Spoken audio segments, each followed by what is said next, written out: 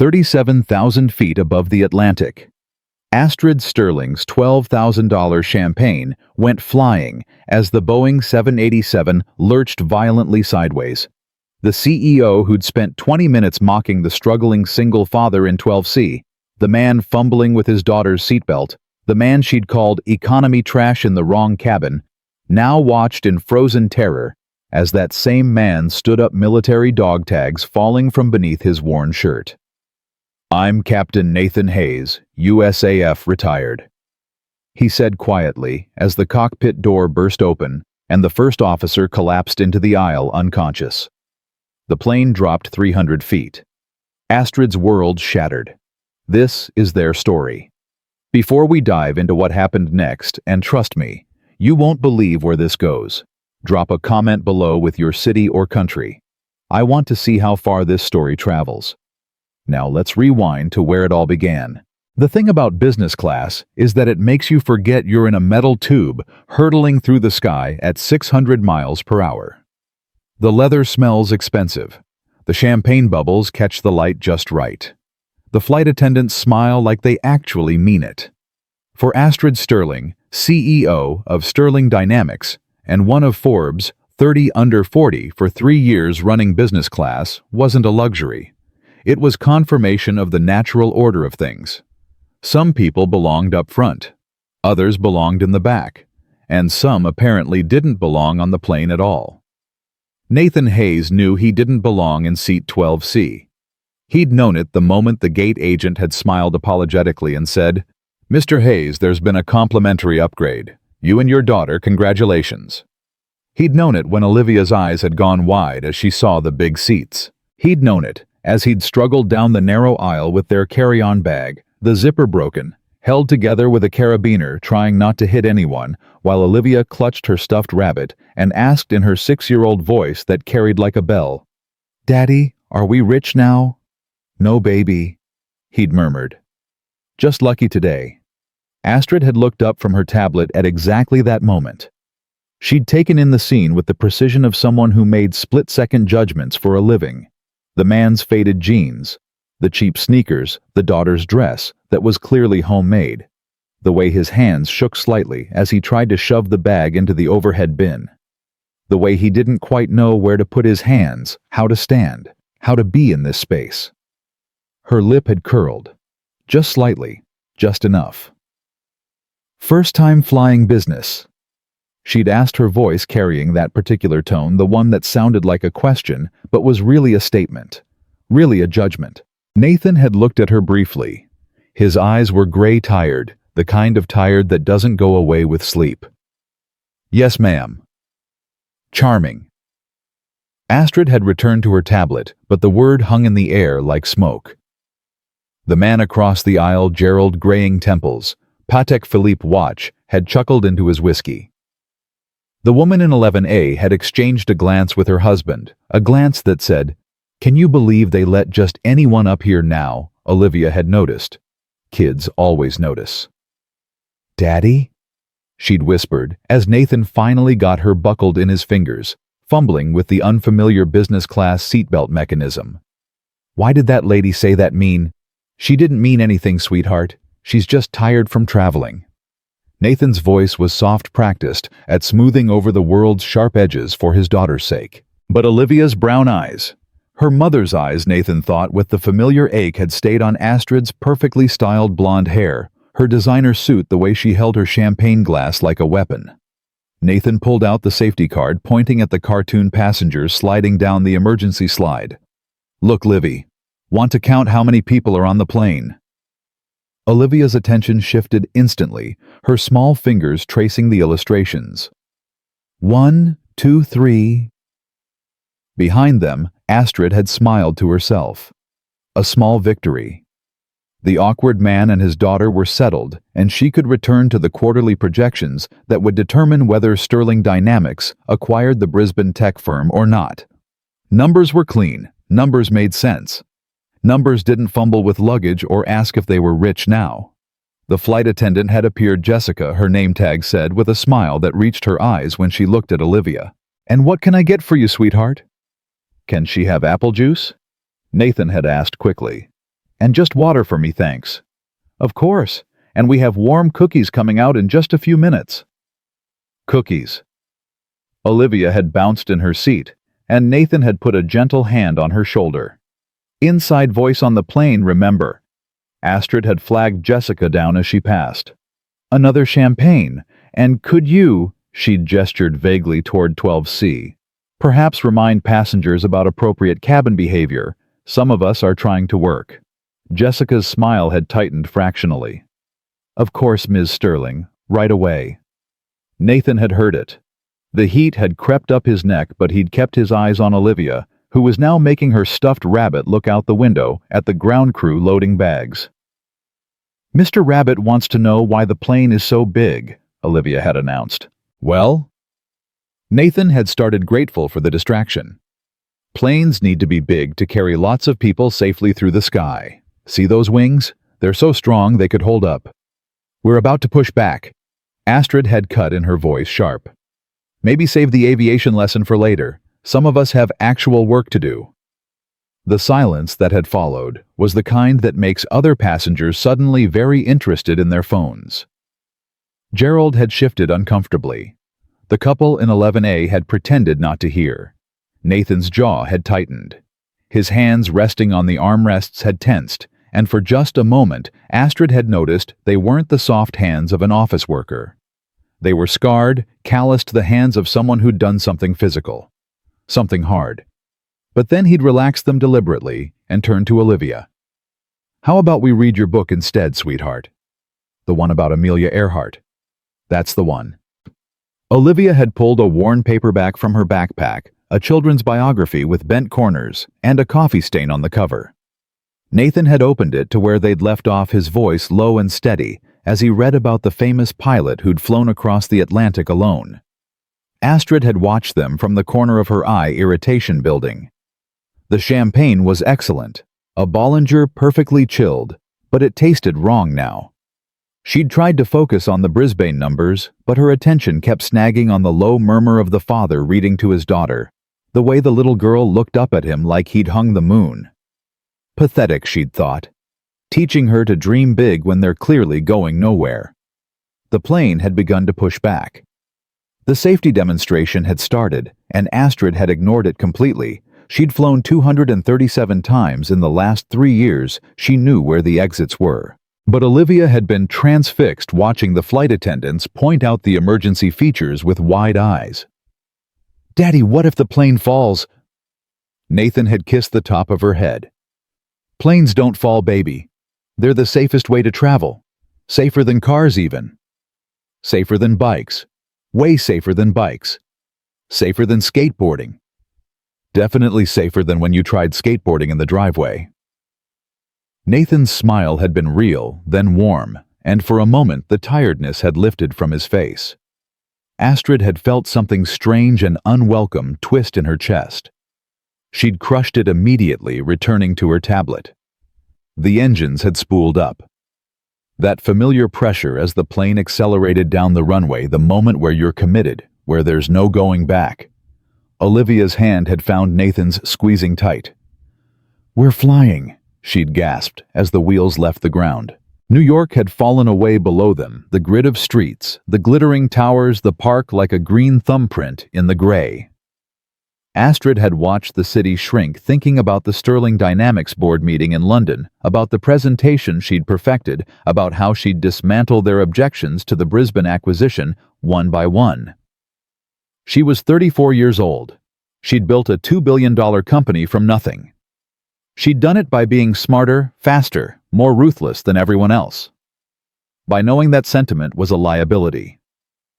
By understanding that the world was divided into winners and losers, and you decided which one you'd be every single day. People like the man in 12C they'd chosen already. They just didn't know it yet. The seatbelt sign had dinged off. Jessica had appeared with warm chocolate chip cookies on a silver tray. Olivia's face had lit up like Christmas morning. Can I really have one? You can have 2, Jessica had said, winking, then quieter to Nathan. She's adorable. How old? 6 last month. Treasure this age. My daughter's 13 now and barely speaks to me. Jessica had smiled, but there was sadness in it. Nathan had nodded. I'm trying to treasure every minute. Something in his tone had made Jessica pause, made her look at him more closely. But then someone had called from first class, and she'd moved on. Astrid had bitten into her cookie expensive ingredients, perfectly baked, exactly what you'd expect in business class, and it had tasted like dust. She'd put it down on her napkin and pulled up her email, scrolling through messages from her assistant, her CFO, her lawyers. The Brisbane deal was perfect. She'd make $30 million personally if it closed. $30 million. Daddy. Olivia's voice had carried over the seat. Why are clouds white? Because they're made of tiny water droplets that reflect sunlight. See how some of them are gray on the bottom?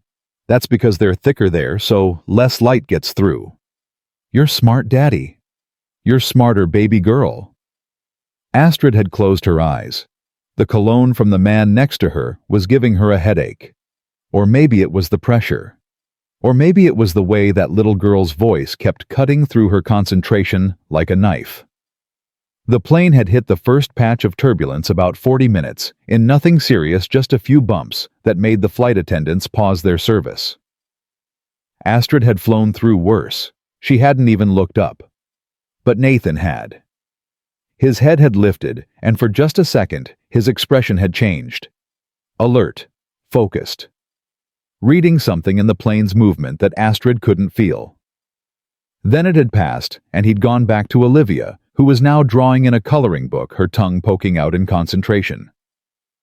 What are you drawing, sweetheart? Amelia Earhart's plane. See, it's red. Her plane was actually red and gold. That's perfect. Astrid had flagged down Jessica again. How long until we're over the Atlantic? Another 30 minutes or so, Ms. Sterling. Can I get you anything? Just some quiet if that's possible. Jessica's professional smile had wavered. I'll do my best, ma'am. From 12C, Olivia had giggled at something in her book. A bright, clear sound of pure joy. Astrid had pulled out her AirPods Max noise cancelling on full blast. Problem solved. Except it wasn't. Because even through the expensive headphones, even through the Vivaldi she'd queued up specifically for focus, Astrid could still hear it. Not the sound, the presence. Of the girl who laughed at coloring books. Of the father who explained clouds like they mattered. Of a kind of life she'd left behind so long ago she barely remembered it existed. Her own father had never read to her. He'd been too busy building his real estate empire, then losing it, then drinking himself to death before she'd turned 18. Her mother had remarried within the year, a dentist from Connecticut who'd made it clear that Astrid's college fund wasn't his problem. She'd put herself through Stanford working 3 jobs. She'd graduated summa cum laude. She'd started Sterling Dynamics with $50,000 borrowed from loan sharks who'd made very clear what would happen if she didn't pay it back with interest. She'd paid it back in 11 months. She'd done it by being harder than hard, by sleeping 4 hours a night, by never, ever letting anyone see her weak, by understanding that the world didn't give you anything you took it or you died trying. Daddy, I have to go potty. Astrid had pulled one AirPod out in time to hear Nathan unbuckle Olivia's seatbelt, take her hand and walk her toward the lavatory. He'd nodded at the man in 11D who'd had to move his legs. He'd smiled apologetically at the flight attendant who'd had to step aside. Polite. Humble. Broken. That's what being nice gets you, Astrid had thought. Worn-out shoes and broken luggage and a daughter who'll grow up thinking the world owes her kindness. Gerald had leaned over. Between you and me, he'd said quietly. I don't know how they decide these upgrades. Used to mean something flying business. Astrid had smiled thinly. Completely agree. They'd shared a moment of understanding, 2 people who knew their worth, who'd earned their place at the front of the plane, who didn't appreciate charity cases diluting the exclusivity they'd paid for. Nathan and Olivia had returned. Olivia's hands were wet. She'd clearly washed them very thoroughly. Nathan had helped her buckle back in, then pulled out a package of crackers from his backpack. Snack time. Yes, please. The crackers were generic brand in a plastic bag. Astrid had watched him open them carefully, trying not to let crumbs scatter. Watched him give Olivia 3, keep 2 for himself. Her catered lunch would be served in an hour, herb-crusted salmon or beef tenderloin, her choice. She'd barely touch it. She never did on planes. Mr. Rabbit wants a cracker too, Olivia had announced. Nathan had placed a small piece on the tray table in front of the stuffed animal. There you go, Mr. Rabbit. Enjoy. Olivia had giggled again, making the rabbit eat the cracker with little munching sounds. Astrid had put her AirPod back in, turned the volume up. The turbulence hit again, harder this time. The plane had bucked like a living thing. Several passengers had gasped. The seatbelt sign had dinged on. Astrid's champagne glass had rattled in its holder. She'd grabbed it, annoyed at the interruption. Nathan's hand had moved automatically to steady Olivia, his other hand gripping the armrest. But not with fear, with readiness, like he was prepared to do something. The captain's voice had come through the speakers, calm and professional. Folks, we've got some weather ahead. Nothing to worry about, but let's keep those seatbelts fastened for a while. Flight attendants, please be seated.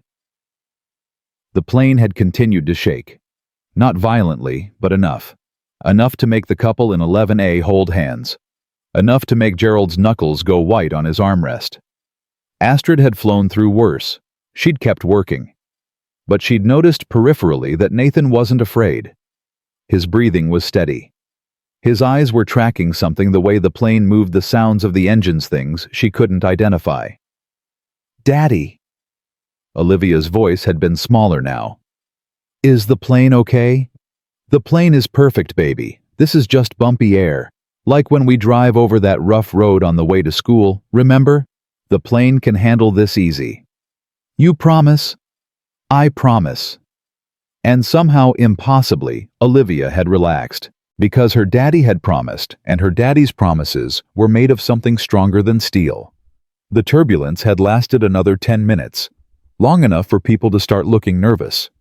Long enough for the flight attendants' smiles to get a little tighter. Long enough for Astrid to notice that First Officer Miller, visible for a moment when someone had opened the cockpit door to use the lavatory, looked pale, very pale. Then it had smoothed out. The plane had settled into its cruising altitude like a boat finding calm water. The seatbelt sign had dinged off. People had exhaled. See? Nathan had said softly to Olivia. All good. Astrid had returned to her Brisbane projections, but the numbers weren't adding up the way they should. She'd gone over them 3 times. The market analysis was solid. The acquisition price was fair. The synergies were obvious. But something was nagging at her. Some variable she couldn't identify. She'd flagged Jessica down again. That turbulence, is it going to continue? The captain said we might hit a few more patches, but nothing serious. Would you like me to bring you something? Maybe some sparkling water? Another champagne? Of course.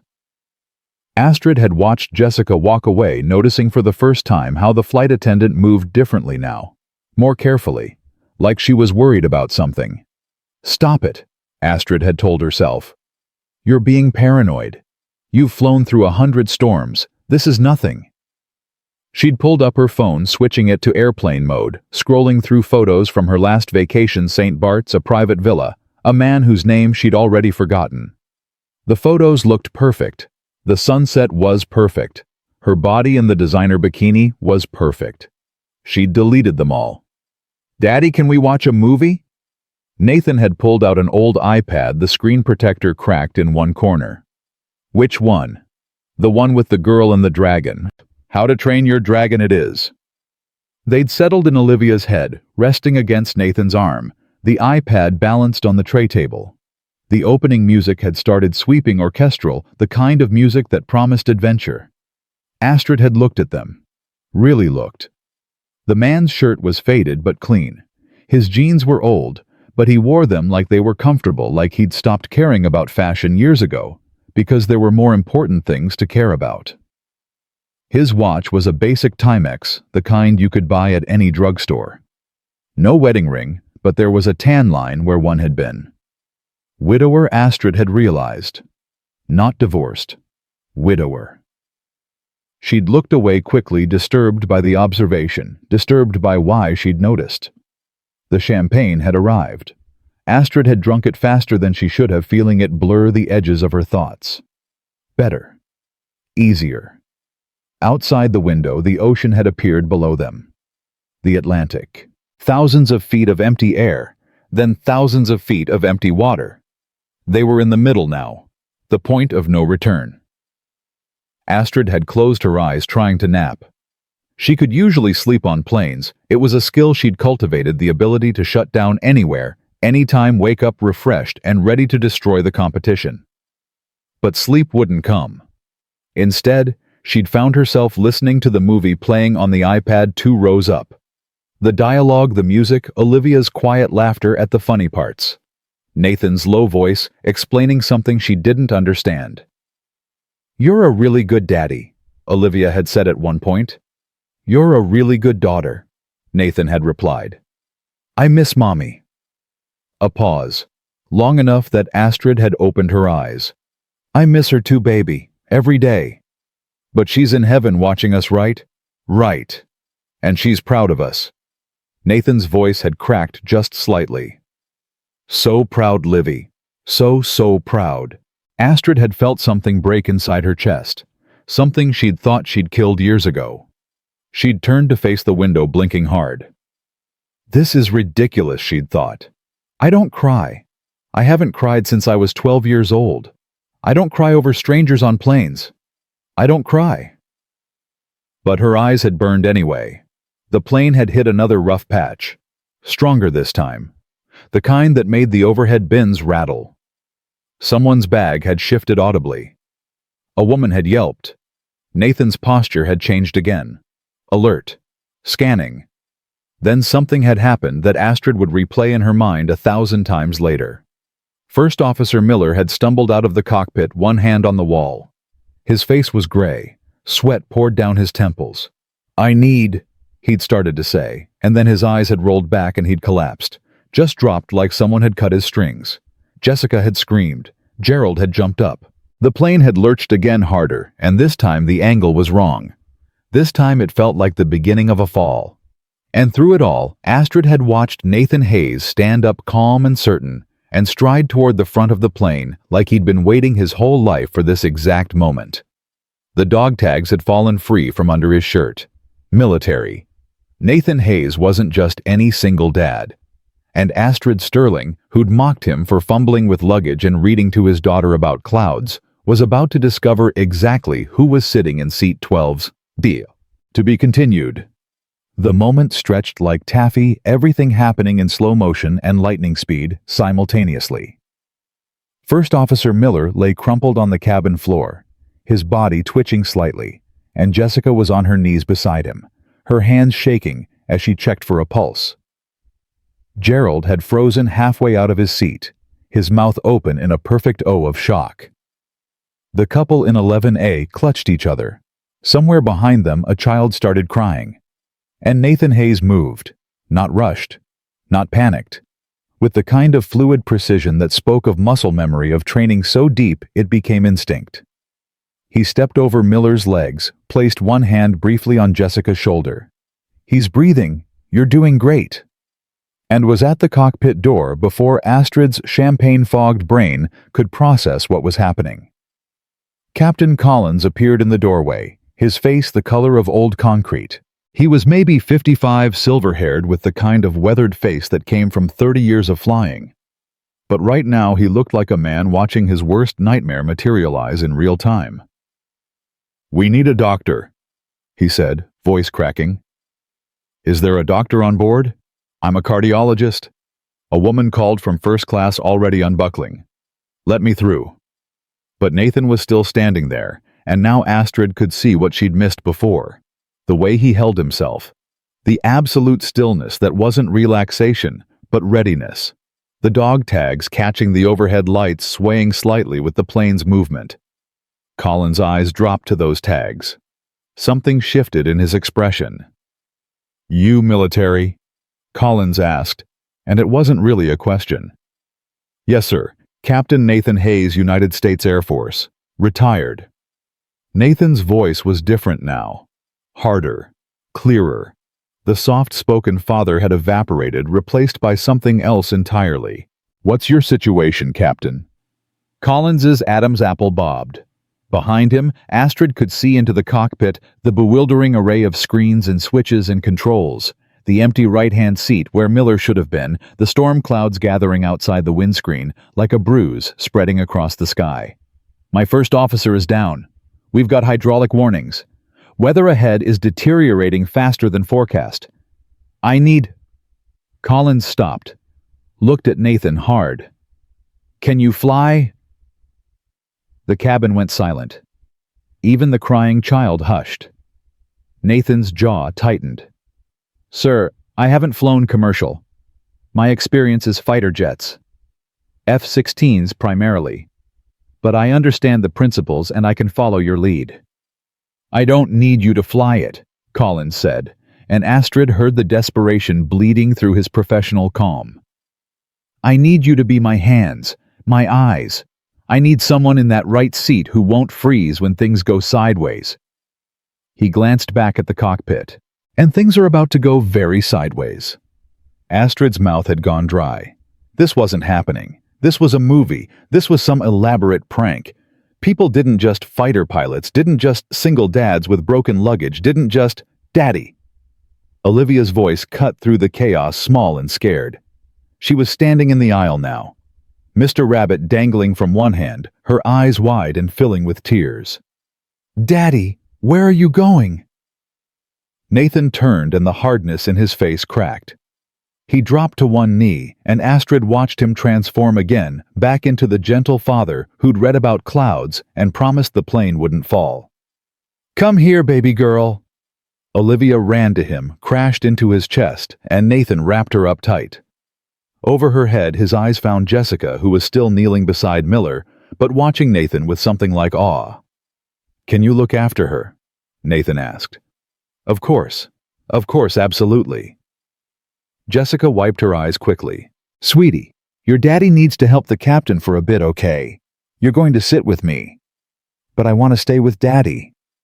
"Olivia." Nathan pulled back, held her face in his hands. His voice was gentle but firm, the voice of someone who'd had to say hard things before. "Remember what Mommy used to say? About being brave, even when you're scared." Olivia nodded, tears spilling over. "I need you to be brave right now. Can you do that for me?"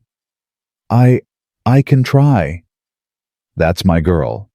That's my brave, beautiful girl." Nathan kissed her forehead, and Astrid saw his hands trembling. Just for a second. Just enough to prove he was human. "Go with Jessica. Draw me a picture of Mr. Rabbit being brave too, okay?"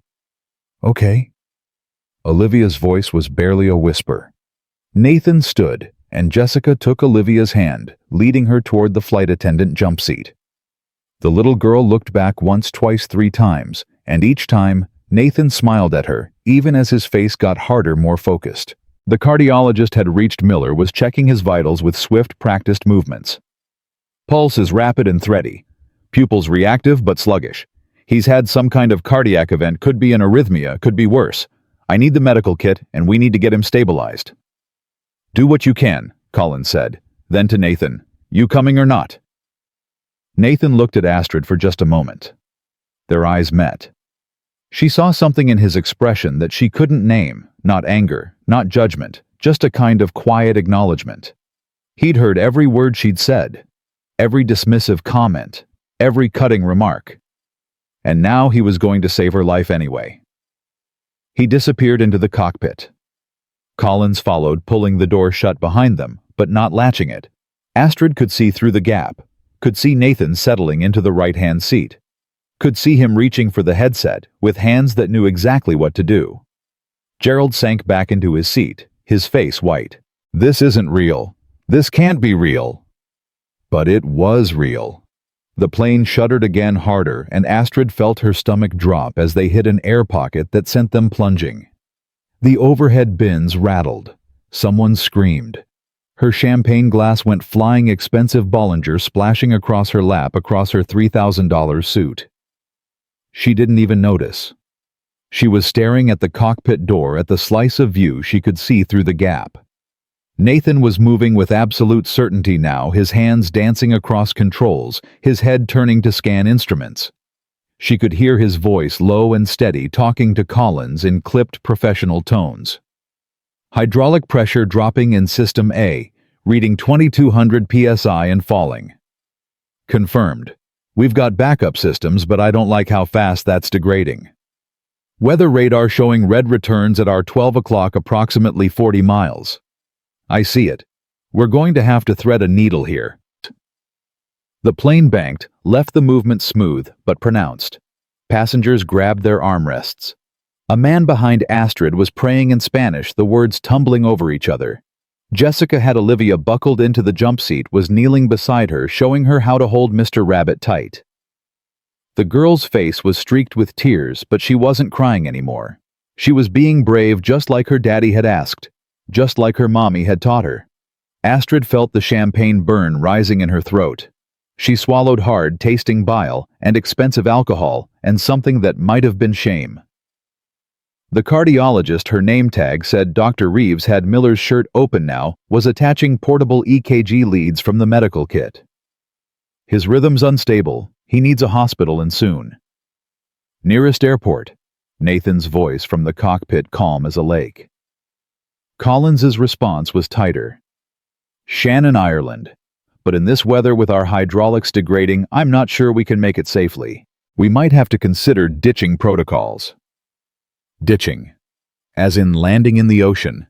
As in the thing that happened in movies right before everyone died. Astrid's hands were shaking. She tried to stop them, couldn't. The woman who'd negotiated billion-dollar deals without flinching, who'd stared down hostile board members and activist investors and corporate raiders, that woman was gone.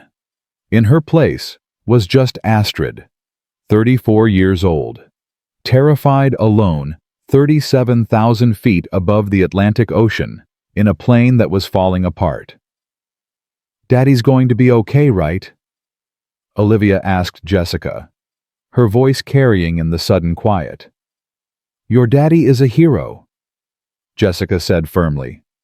"He's going to help Captain Collins, and everything's going to be fine." But her eyes, when they swept the cabin, told a different story. The plane dropped again, a stomach-churning plunge that lasted 3 eternal seconds. Astrid's ears popped. The pressure changed. Gerald made a choking sound and grabbed for the air sickness bag. Through the cockpit door, Astrid heard Nathan's voice. "Captain, I'm showing engine temperature spiking on number 2. "God damn it. Okay, let's run the checklist. You call it, I'll confirm. Engine fire warning number 2. Fire handle number 2. Pulling, now. Fuel shutoff valve. Closed. Fire extinguisher or discharged." A pause. "Fire light is out, but temperature's still elevated. We shut it down before it could spread. Good catch." Collins' voice had the slightest tremor now. "Nathan, I've been flying for 32 years. Never had a day like this. We're going to get through it, sir. You've got this. We've got this." The plane shuddered, lurched, and Astrid felt the angle change. They were descending. Not crashing, but definitely going down the altimeter, unwinding like a clock running backward. Dr. Reeves looked up from Miller, caught the eye of the senior flight attendant. Marcus, tall and calm, who'd appeared from first class. "He's stable for now, but barely. Any word on when we're landing?" "Soon," Marcus said in a tone that suggested he was lying for everyone's benefit. "Very soon." The storm hit them like a fist. 1 second they were in bumpy air.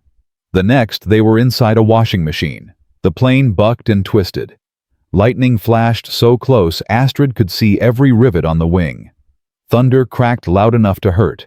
Rain hammered the fuselage in sheets, a roar that drowned out the screaming passengers. "Jesus Christ!" Gerald shouted. The oxygen masks dropped. Yellow plastic cups dangling from the ceiling, swaying wildly as the plane pitched and rolled. The recorded announcement played, "Place the mask over your nose and mouth," in a voice so calm it was obscene. Astrid grabbed hers with shaking hands, pulled it on. The elastic band caught in her hair. The plastic smelled like rubber and fear. She was breathing in short, sharp gasps, hyperventilating, the mask fogging with each exhalation. Around her, people were crying openly now. A woman was having a panic attack, hyperventilating so hard she might pass out. A teenage boy was curled in his seat, headphones on, eyes squeezed shut. The man who'd been praying in Spanish had gone silent, just moving his lips soundlessly. Olivia was screaming for her daddy. Jessica had her mask on her, but the girl kept trying to tear it off, kept trying to run to the cockpit. Marcus had moved to help, was kneeling beside her, speaking in low, urgent tones Astrid couldn't hear. The plane rolled hard right. Astrid's head slammed into the window. Stars exploded across her vision. When she could see again, the world outside was nothing but gray chaos and lightning. Nathan's voice cut through the storm, through the screaming, through everything. "Stabilize! Pull up! Pull up!" The plane's nose lifted. The angle changed. They were climbing again or trying to, the engines screaming with effort. Astrid looked through the cockpit door and saw Nathan's hands on the yoke, helping Collins pull, both of them straining against whatever forces were trying to tear the plane apart. "Come on, baby," Collins was saying. "Come on, come on, come on." The plane leveled out. The shaking didn't stop, but it became manageable, survivable. Collins' voice over the PA system, rough but controlled. "Folks, Captain Collins here. We're experiencing severe turbulence and we've had to shut down one engine as a precaution. We're diverting to Shannon Airport in Ireland. Please remain seated with your seatbelts fastened. Flight attendants, remain seated." He didn't mention the first officer lying unconscious in the aisle. He didn't mention the hydraulic failures. He didn't mention that they were flying through the worst storm system the North Atlantic had seen in 5 years. He didn't have to. Everyone on the plane could feel it.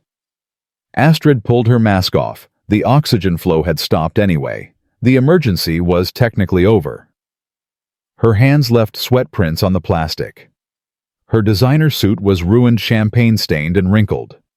Her carefully styled hair was a mess. Her makeup was running. She looked like what she was, a terrified woman in a metal tube that might become her coffin. Through the gap in the cockpit door, she watched Nathan work. His movements were economical, precise. He wasn't flying the plane, Collins was doing that, but he was managing everything else. Monitoring systems, calling out readings, being the extra pair of hands and eyes that Collins desperately needed. "Shannon is reporting winds gusting to 50 knots, Nathan said. "Within limits, barely." Collins's hands were tight on the yoke. "How's our fuel?" "We're okay. Not great, but okay." "Hydraulics." "System A is down to 1800 psi. System B is holding at 2900. We've got manual reversion available if we need it." "Let's hope we don't need it." The plane shook again, but less violently. They were through the worst of the cell, Astrid realized. The turbulence was easing. The rain was still hammering them, but the lightning had moved off to the east, flickering in the distance like a dying neon sign. Dr. Reeves had Miller stabilized his vitals, displayed on a portable monitor that beeped steadily. Not good, but alive. Olivia had finally calmed down, was sitting in Jessica's lap now, hiccuping quietly. Mr. Rabbit clutched to her chest. Her eyes never left the cockpit door. "That's your daddy in there?" Gerald asked suddenly. He'd taken his oxygen mask off too, was looking at Olivia with something like wonder. "The man who... the one I... That's my daddy," Olivia said, and even through her tears there was pride in her voice. "He's the best daddy in the whole world." Gerald looked at Astrid. For the first time since she'd known him all of 90 minutes, he looked ashamed. "We were awful to him. Both of us. We treated him like—" "I know," Astrid said. Her voice came out hoarse, broken. "I know what we did." The descent continued. Smooth, controlled Collins, nursing the damaged plane down through layers of cloud. Shannon Airport was talking to them now. Astrid could hear fragments of the conversation. Emergency equipment standing by, ambulance for the first officer, runway, clear winds variable. 15,000 feet. Nathan called. "Gear down." There was a mechanical groan, a thunk that Astrid felt through the floor, the landing gear deploying. 3 green lights, gear down and locked. Flaps 10. Flaps 10 confirmed. They broke through the cloud layer at 8,000 feet.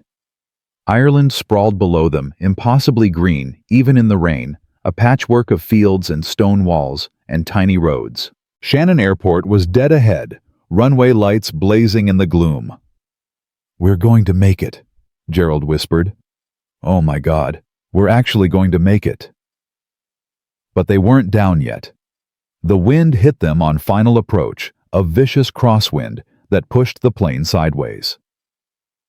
Astrid watched Collins fighting it, watched the runway sliding left in the windscreen, watched Nathan's hands ready on the controls in case Collins needed help. "Steady," Nathan said. "Steady. You've got it, Captain." 1,000 feet. 500. The ground rushing up. 200 feet. The wind gusted. The plane yawed hard right. Someone screamed. Collins corrected, overcorrected, corrected again. The runway was tilting, straightening, tilting. Astrid could see individual lights, now could see the rain bouncing off the concrete. 100 feet, 50. "Looking good," Nathan said, voice calm as stone. "You're right on center line. Little more left rudder. There you go. Easy." 20 feet, 10. The wheels kissed the runway with a squeal of rubber. The plane bounced once settled, and Collins threw the thrust reversers. The deceleration pressed Astrid back into her seat. The rain was a solid wall beyond the windows. The runway lights streaked past. They were slowing.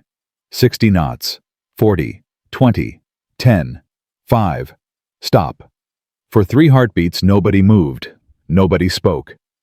The only sound was the rain hammering the fuselage and the dying whine of the remaining engine spooling down. Then someone started clapping. Then someone else. Then the entire cabin erupted in applause and cheering and crying.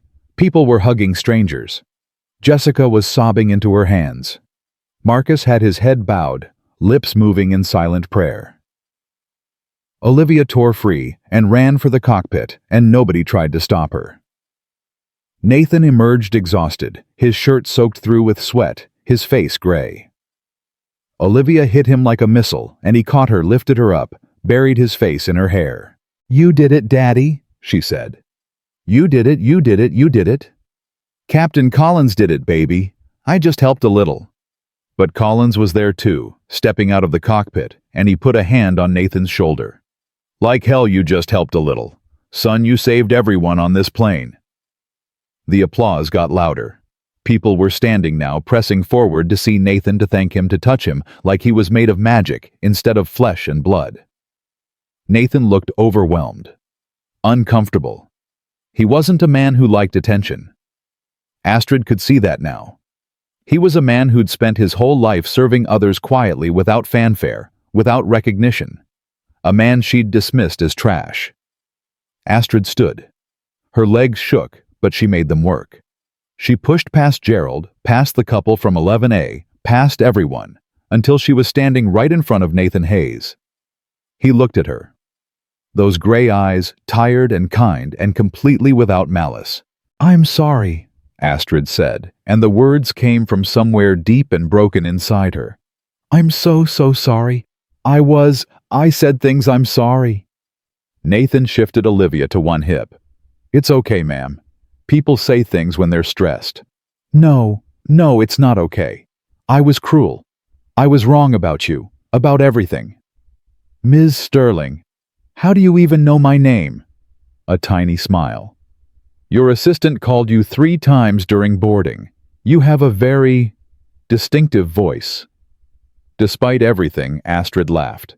It came out as a sob. "I've been horrible to people my whole life.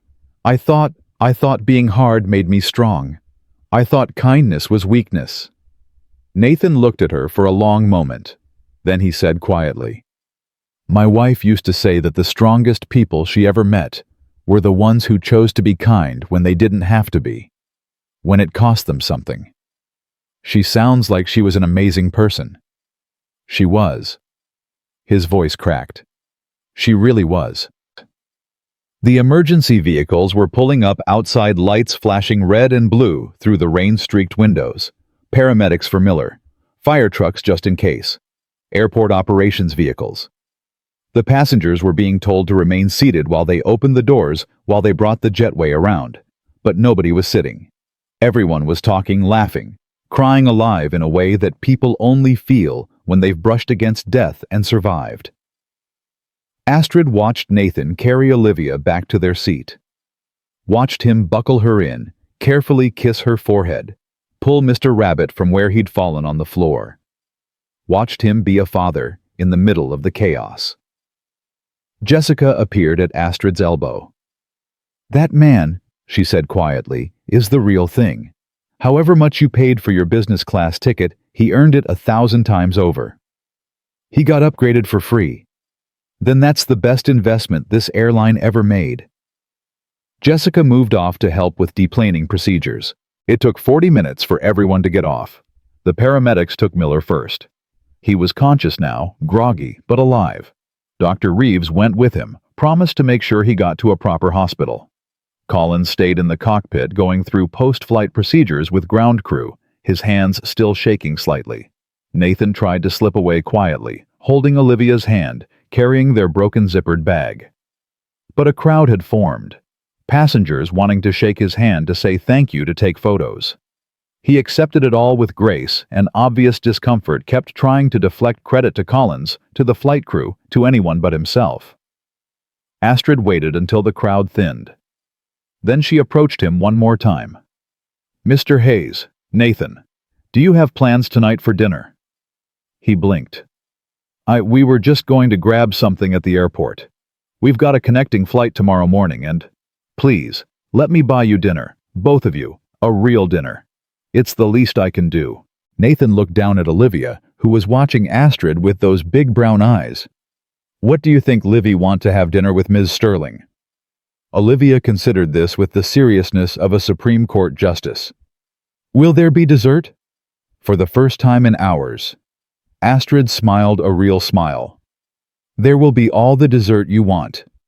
"Okay then." They ended up at a small restaurant in Shannon Town. Nothing fancy, just a local place with good fish and chips and shepherd's pie. Astrid had called ahead, arranged a private corner table, but when they arrived she canceled the private part. She wanted to sit with everyone else, wanted to be reminded what normal people's lives looked like. Olivia ordered chicken fingers and chips, and a Shirley Temple with extra cherries.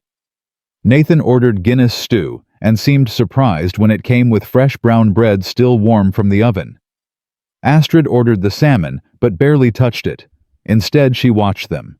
The way Nathan cut Olivia's chicken into smaller pieces without being asked. The way Olivia saved him one of her cherries. The way they talked to each other like they were the only two people in the world who mattered. "Your wife," Astrid said carefully. "Can I ask what happened?" Nathan was quiet for a moment. Olivia's hand found his under the table. "Cancer, ovarian. By the time they caught it, it had spread too far. She fought for 11 months. She died 2 years ago last March." He smiled, but it was the saddest thing Astrid had ever seen. She was a kindergarten teacher. She loved kids. She loved life. She loved making people smile. "I'm sorry." "Me too." Nathan took a drink of his water. "She made me promise before she died.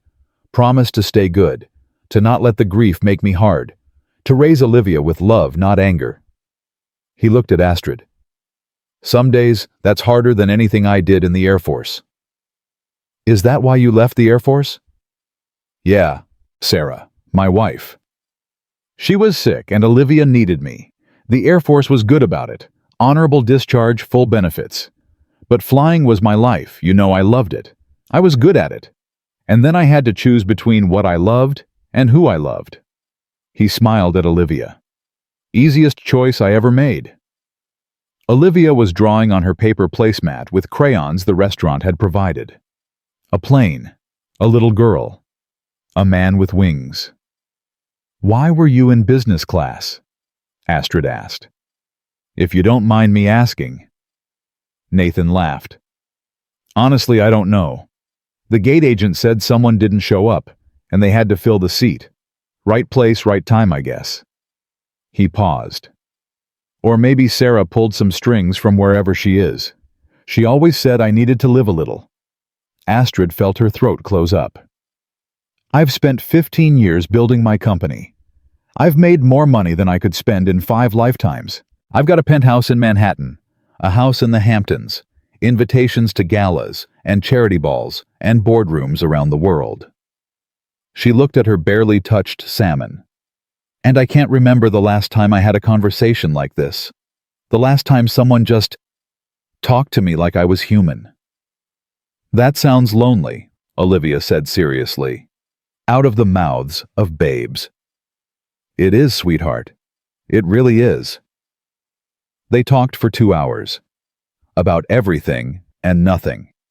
Nathan told stories about his Air Force days, about flying at Mach 2 with his hair on fire, about landing on aircraft carriers and doing barrel rolls over the Pacific. Olivia talked about her school, her best friend Emma, her beloved hamster, Mr. Whiskers, who died last month and had a funeral in the backyard. Astrid talked about things she'd never told anyone. About her father's alcoholism, about putting herself through college, about the loneliness of always having to be the smartest, the strongest, the most ruthless person in the room. You don't have to be that person, Nathan said quietly. You get to choose who you are, every single day. What if I don't know how to be anyone else? Then you start small. You make one kind choice, then another, then another. Pretty soon it starts to feel natural. The restaurant was closing. They'd been the last customers for 30 minutes, but the staff hadn't rushed them. Olivia had fallen asleep in her chair, head on the table, Mr. Rabbit clutched to her chest. Nathan picked her up gently. She stirred, mumbled, "Daddy," and went back to sleep. Outside, the rain had stopped. The streets of Shannon were quiet and dark, just streetlights reflecting in puddles. Astrid's phone had been buzzing for hours, her assistant, her lawyers, her board members. She'd ignored them all. "Thank you," she said. "For dinner, for the conversation, for saving my life. Thank you for giving us a chance. After..." Nathan trailed off. "After I was horrible to you? Yeah. I don't deserve it. Everybody deserves a second chance, Ms. Sterling. Astrid, please. Just Astrid." Nathan smiled. "Astrid, then." They stood there awkwardly for a moment, this unlikely trio, the CEO, the single dad, the sleeping child. Tomorrow they'd get on another plane. Astrid would go to London for her board meeting. Nathan and Olivia would go wherever they were going. Their lives would diverge again, probably forever. But something had shifted. In the plane, in the storm, in the moment when Astrid had watched a man she'd dismissed as worthless turn out to be worth more than everything she'd ever built. "Can I ask you something?" Astrid said. "When you were in the cockpit, when everything was falling apart, were you scared?" Nathan looked at her steadily. "Terrified. Every single second. But you didn't show it. Couldn't afford to. People were counting on me. Olivia was counting on me." He adjusted his daughter's weight in his arms. "Being brave doesn't mean not being scared. It means being scared and doing it anyway." Astrid nodded slowly. "I've never been brave a day in my life." "I don't believe that. You built a billion-dollar company from nothing. That takes guts. That takes ruthlessness. It's not the same thing." "Maybe not. But it's not too late to be both." A taxi pulled up. Astrid had called it while Nathan was paying the check. She opened the door for him, helped him get Olivia settled in the back seat. "Where are you staying?" she asked. "Budget hotel by the airport. Nothing fancy." "I'm at the Dromoland Castle. There's probably a room available if you..." "We're fine," Nathan said gently. "Really. But thank you." Astrid stepped back. The taxi pulled away, taillights disappearing into the Irish night. She stood there in the empty street rain dripping from awnings, her phone still buzzing in her purse. The Brisbane deal, the board meeting, the quarterly projections, her real life waiting to resume. But when she pulled out her phone, she didn't call her assistant. She didn't check her email. She didn't look at the stock prices or the market reports or any of the 1,000 things that usually consumed her every waking moment. Instead, she pulled up her contacts and scrolled to a name she hadn't called in 8 years, Mom.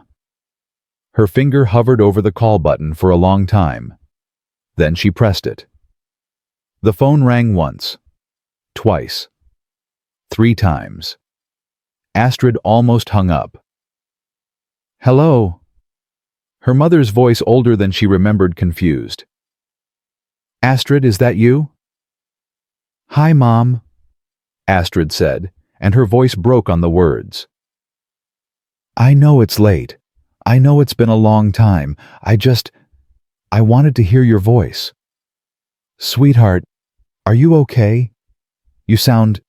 Are you crying?" "I'm okay. I'm in Ireland. I'm fine.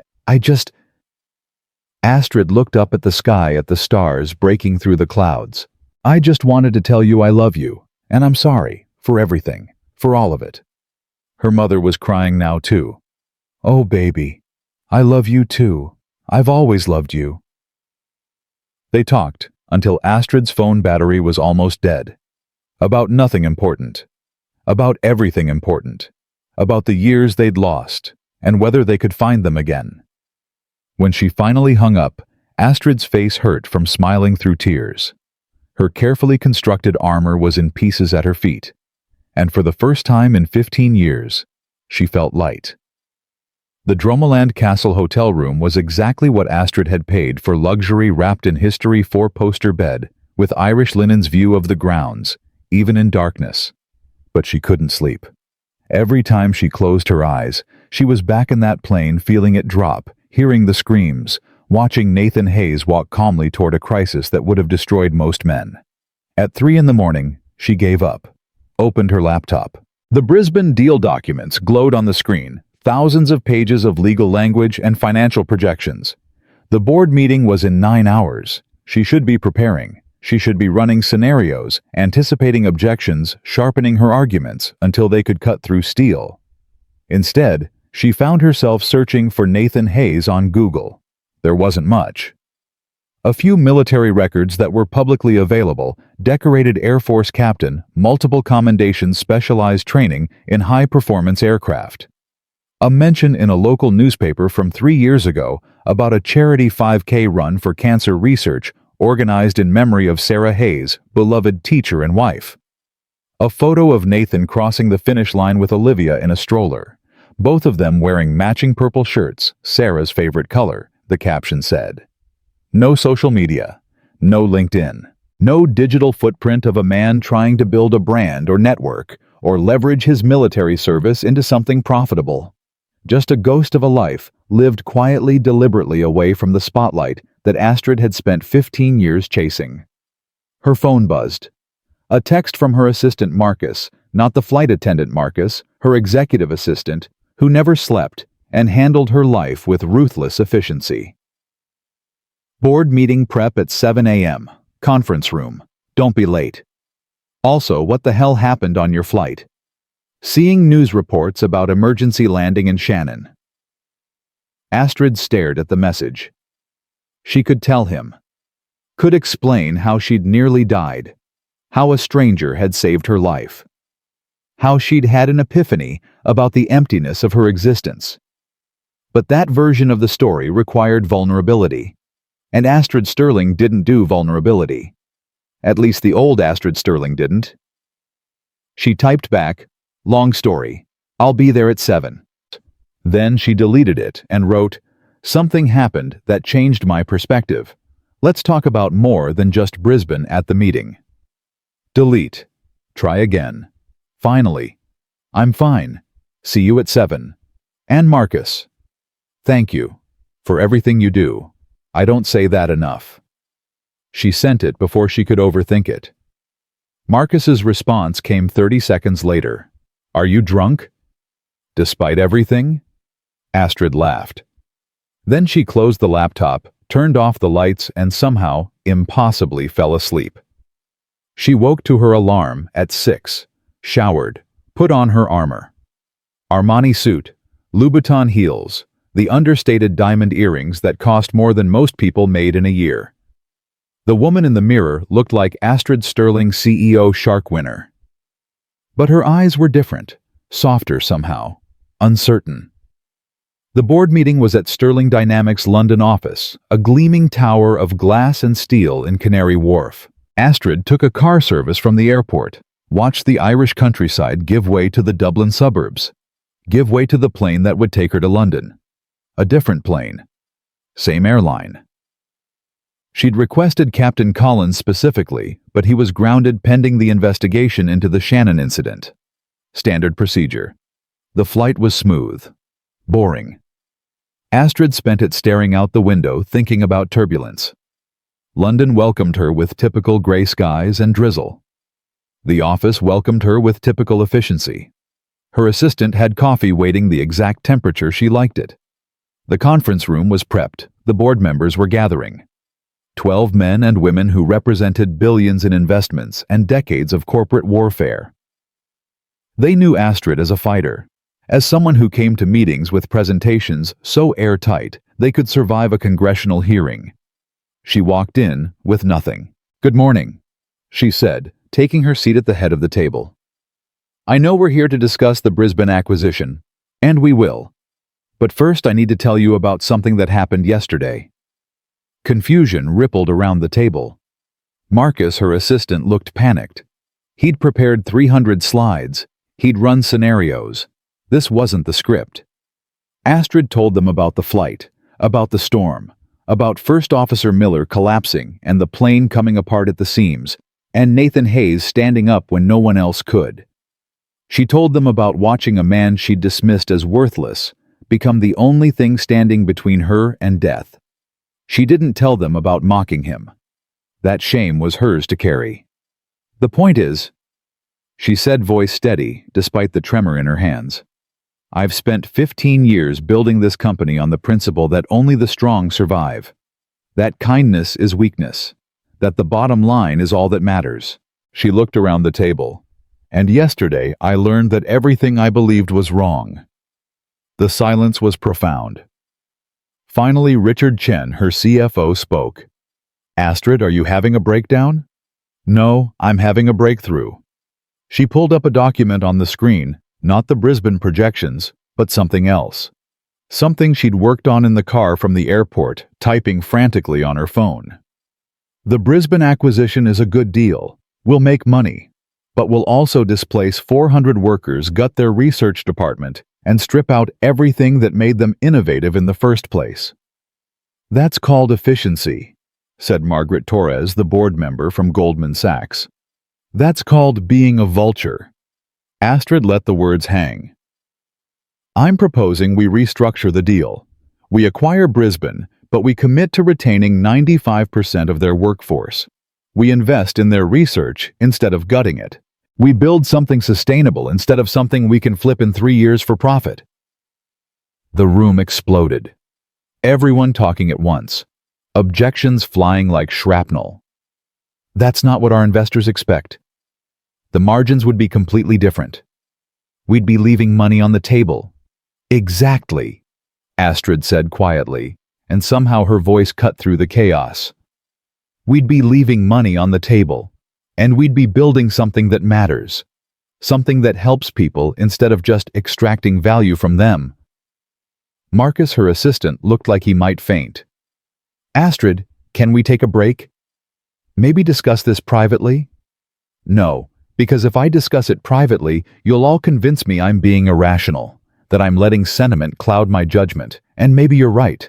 Maybe yesterday scrambled my brain." She stood up, placed her hands flat on the table. "Or maybe yesterday finally unscrambled it." Richard leaned forward. "What exactly are you proposing?" "I'm proposing we run Sterling Dynamics differently. I'm proposing we still make money, good money, but we do it without destroying people's lives. I'm proposing we prove that being ethical and being profitable aren't mutually exclusive. And if the board disagrees? Astrid took a breath. This was it. The moment where she either became someone new or retreated back into who she'd always been. Then I'll resign, effective immediately. You can find a CEO who'll run the company the way you want. But I can't do it anymore. I won't. The shock was palpable. Astrid Sterling didn't bluff. She didn't make empty threats. If she said she'd resign, she meant it. Margaret recovered first. You'd walk away from a company you built, from everything you've worked for. I'd walk away from becoming someone I can't stand to look at in the mirror. Astrid's voice was steady, now certain. Yesterday, a single father who works 2 jobs to support his daughter saved my life. He didn't do it because I deserved it. I'd been horrible to him. He did it because it was right. Because he's a better person than I've ever tried to be. She looked around the table. I want to be better. And I want this company to be better. So that's my proposal. Take it or leave it. The silence stretched like taffy. Then Richard said, I think we need to vote on this. Agreed, said Margaret. The vote took 20 minutes. Questions, clarifications, objections. Astrid answered them all with a calm she didn't feel. Her career hung in the balance, her entire identity. 15 years of work. And somehow she was okay with losing it all. The vote was 8-4 in favor of Astrid's restructured approach. She'd won. Barely. By the skin of her teeth and the grace of board members who'd apparently been waiting for her to show some humanity. After the meeting, Marcus cornered her in her office. What the hell was that? That was me trying to be a different person. By threatening to resign. By completely upending our acquisition strategy, by... He stopped. Looked at her closely. You're serious about this? Completely serious. Marcus sank into a chair. He was 36. Brilliant had been with her for 5 years. He'd seen her at her worst and her best, and apparently couldn't tell which was which anymore. The old Astrid would have crushed that meeting, would have pushed through the original deal and damned the consequences. I know. I liked the old Astrid. That stung. Why? Because I knew where I stood with her. Because the rules were clear. Work hard, make money, don't ask questions. This new Astrid? He gestured vaguely. I don't know what she wants. Astrid sat down across from him. I want to build something that matters, Marcus.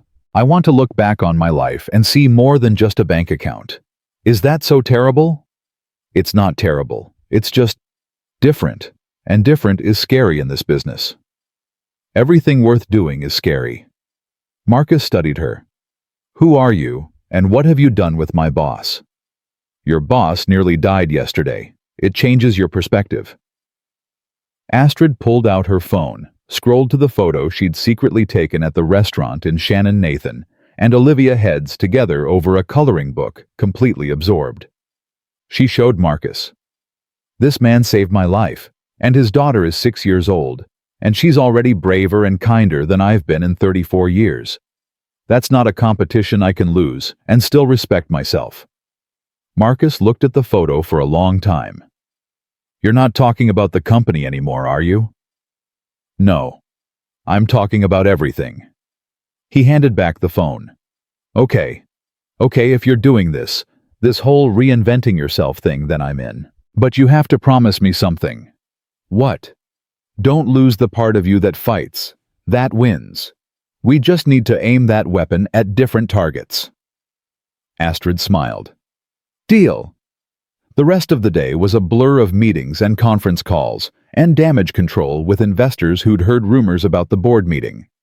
Astrid handled them all with a steadiness that surprised her. She wasn't backing down, wasn't apologizing. She was simply explaining that Sterling Dynamics was evolving, and they could either evolve with it or divest their shares. Most of them chose to stay. A few didn't. That was okay too. At 7 p.m. she was back at her hotel, The Langham predictably expensive, predictably perfect. She ordered room service, took off her heels, and sat by the window watching London light up in the darkness. Her phone rang. Unknown number. She almost didn't answer. Then something made her pick up. Hello? Ms. Sterling. This is Captain Michael Collins. Astrid's heart jumped. Captain, how are you? Are you okay? I'm fine. Grounded for a bit while they do the investigation, but that's standard procedure. I'm actually calling because I wanted to thank you. His voice was warm, paternal. And to ask you something. Of course, anything. The airline is investigating what happened, and Nathan Hayes, the man who helped me land the plane, he's refusing to make a statement. Says he doesn't want any attention. But the investigators need to talk to him, and he's gone completely dark. I was hoping maybe you had his contact information. Astrid's stomach dropped. I don't. We had dinner in Shannon, but I never got his number. I don't know where he lives, where he works. I don't know anything except that he has a daughter named Olivia, and he's the best person I've ever met. Collins was quiet for a moment. The passenger manifest has his information, but it's protected data. I can't just give it out. I understand. However, Collins continued carefully, I can tell you that he listed his hometown as Cedar Falls, Iowa, and his emergency contact was listed as Margaret Hayes, probably his mother. If someone wanted to find him, that might be a place to start. Cedar Falls, Iowa. A town Astrid had never heard of, in a state she'd probably flown over 100 times without thinking about. Thank you, Captain. Thank you, Ms. Sterling, for keeping us all calm up there. I know you were scared, we all were, but you didn't panic. That helped more than you know. After he hung up, Astrid sat staring at her phone. Cedar Falls, Iowa. She could find him, could track him down, show up at his door, say, "What exactly? Thank you again, I've restructured my entire life philosophy based on watching you be decent for 2 hours." It sounded insane. She opened her laptop instead, pulled up the Sterling Dynamics internal HR portal. Started drafting a new company policy. Effective immediately, Sterling Dynamics will implement the following changes. 1. All employees will receive a living wage defined as sufficient income to afford housing, food, healthcare, and basic savings in their geographic area. 2. Parental leave will be extended to 6 months fully paid for all new parents, regardless of gender. 3. We will establish a charitable foundation focused on supporting single-parent families with an initial endowment of $50 million. She kept typing. Benefits for part-time workers. Tuition reimbursement. Mental health support. All the things that would cost money, narrow margins, maybe hurt the stock price. All the things that would help people like Nathan Hayes, who worked 2 jobs and flew economy, and deserved so much better than the world had given him. At midnight, she sent the draft to Marcus with a note, "Make this happen. I don't care what it costs." His response came immediately. "You're going to get yourself fired." "Then I'll get fired doing the right thing." She slept better that night than she had in years. The next morning brought an email from an address she didn't recognize. The subject line was simple, "Thank you." Astrid's hands shook as she opened it. "Ms. Sterling, this is Nathan Hayes. Captain Collins tracked me down and said you were looking for me. I wanted to reach out and say thank you for dinner the other night, and for being so kind to Olivia. She hasn't stopped talking about the pretty lady who bought us dessert. I hope your business in London went well. I also wanted to let you know that we made it home safely. Olivia starts 2nd grade next week and she's very excited. She told her entire class that her daddy helped land a plane and that you were there too. I hope you don't mind being part of her story. Take care, Nathan." It was signed with just his name. No phone number, no address, no invitation for further contact. Astrid read it 17 times. Then she hit reply. "Nathan, I'm so glad you reached out. Please tell Olivia that being part of her story is the greatest honor I've ever received. I've been thinking a lot about what you said about choosing who you want to be, about making one kind choice and then another. I'm trying. It's harder than I expected, but I'm trying. I wonder if I could ask you something.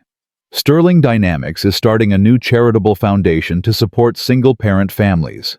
I don't want to run it. I don't know the first thing about what people actually need. But I think you do. Would you consider consulting with us? Helping us make sure we do this right, instead of just throwing money at problems? I know you have a life and a job and a daughter to raise. I'm not asking you to move or change anything. Just share your insight. We'd pay you, of course, more than fairly. Let me know if you're interested. Astrid. She sent it before she could second-guess herself. The response came 2 hours later. Astrid, I appreciate the offer, but I'm not qualified to run a foundation. I'm just a guy trying to get by. However, I know a lot of other single parents. We kind of find each other, and I bet they'd have better ideas than any consultant you could hire. If you want to do a focus group or something, I could probably round up some folks. No payment necessary. We'd just be glad someone is listening. Nathan. Astrid smiled. Of course he'd refuse payment. Of course he'd deflect and elevate others. That was who he was. She wrote back immediately.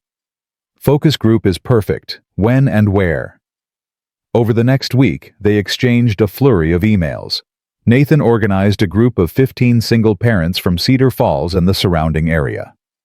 Astrid flew her entire foundation team to Iowa, a decision that made Marcus question her sanity, but ultimately supported anyway.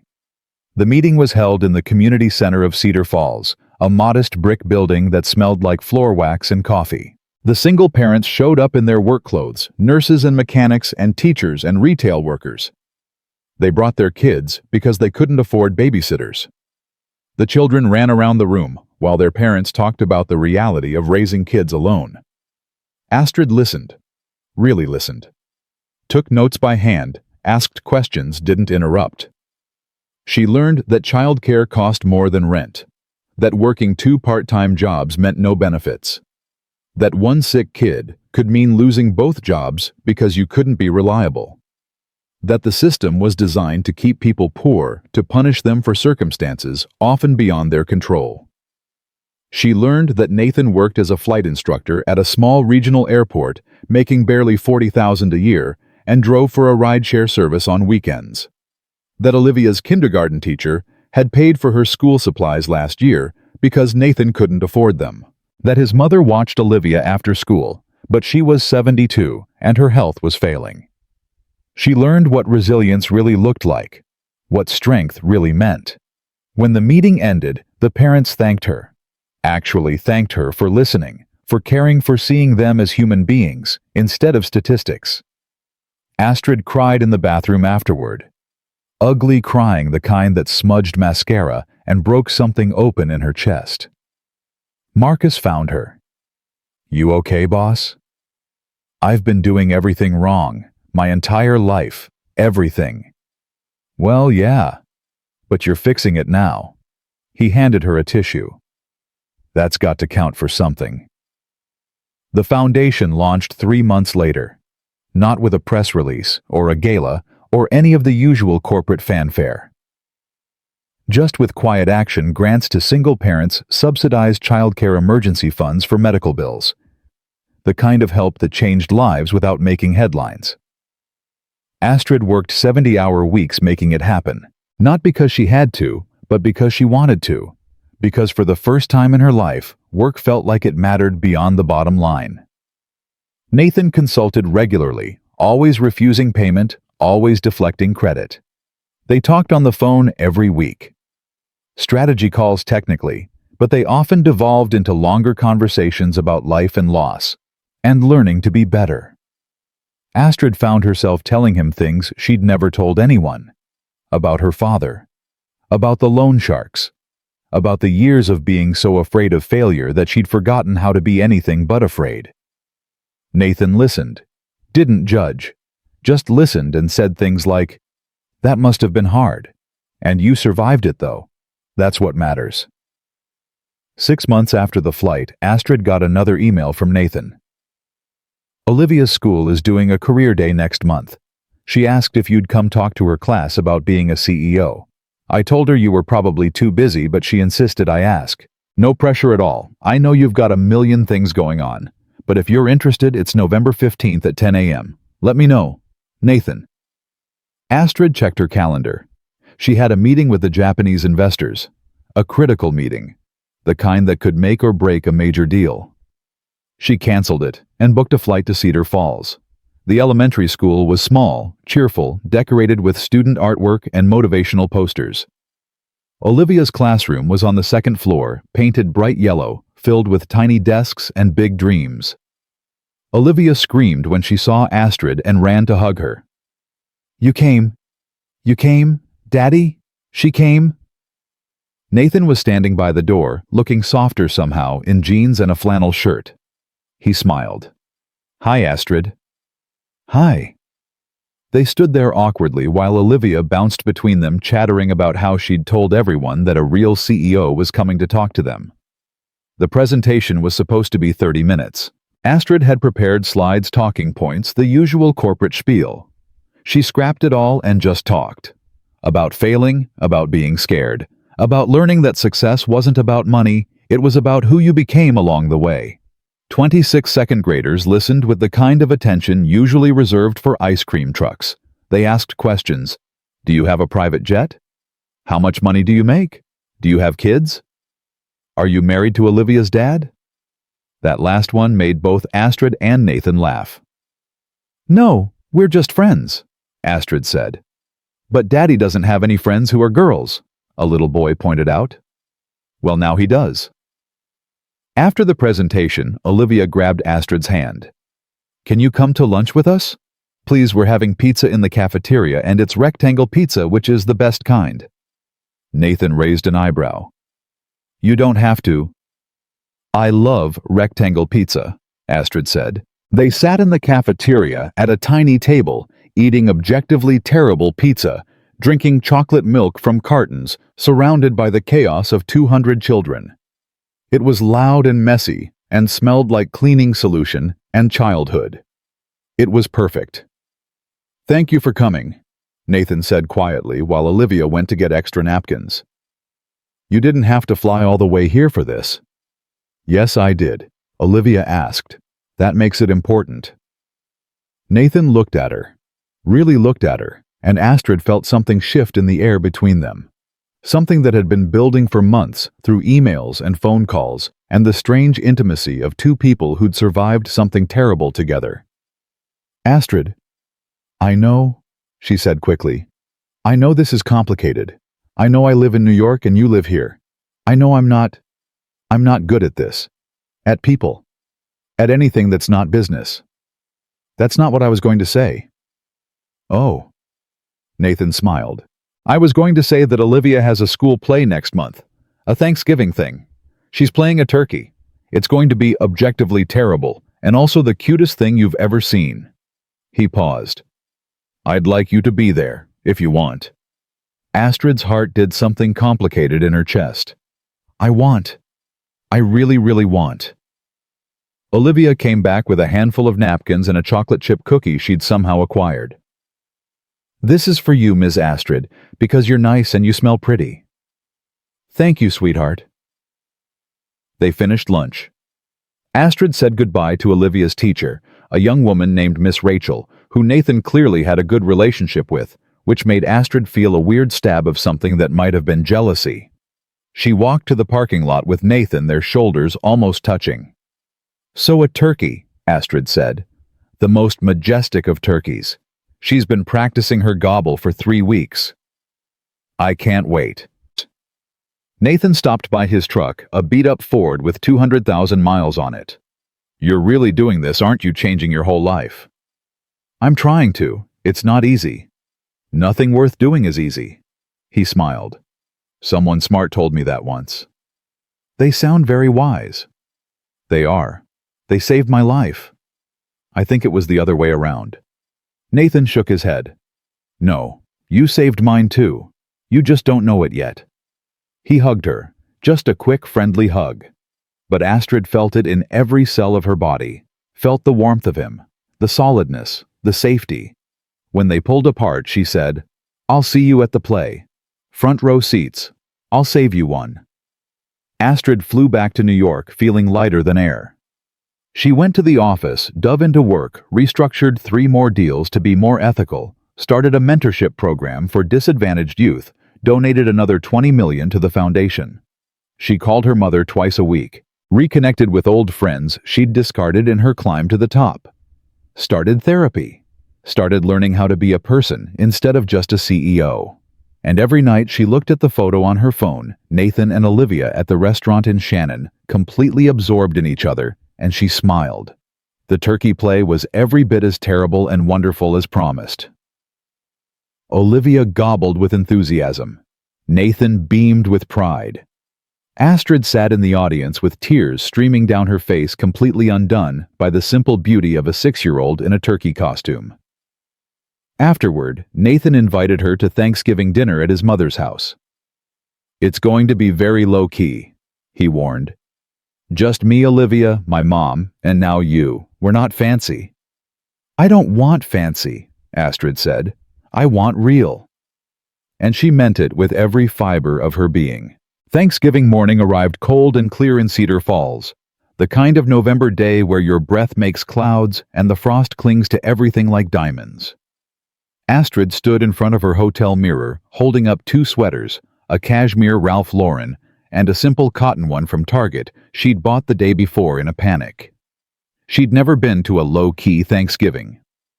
She'd spent the last 10 Thanksgivings either working or at carefully orchestrated charity dinners where the food cost more per plate than most families spent on their entire meal. She chose the Target sweater. It felt like trying on a costume, but also like shedding one. Nathan picked her up at 10. Olivia was in the back seat wearing a dress covered in turkeys and bouncing with so much excitement the whole truck was shaking. "Grandma made 4 pies," Olivia announced. 4, and I helped with the pumpkin one. I got to smash the pumpkin guts."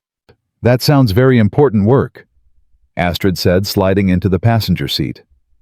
Nathan glanced at her, smiled. "You look nice.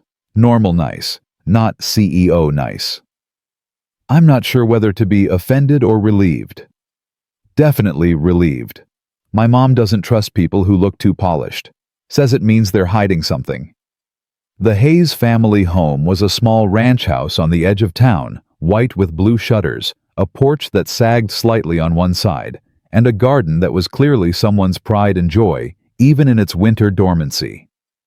A wreath made of corn husks and ribbon hung on the front door.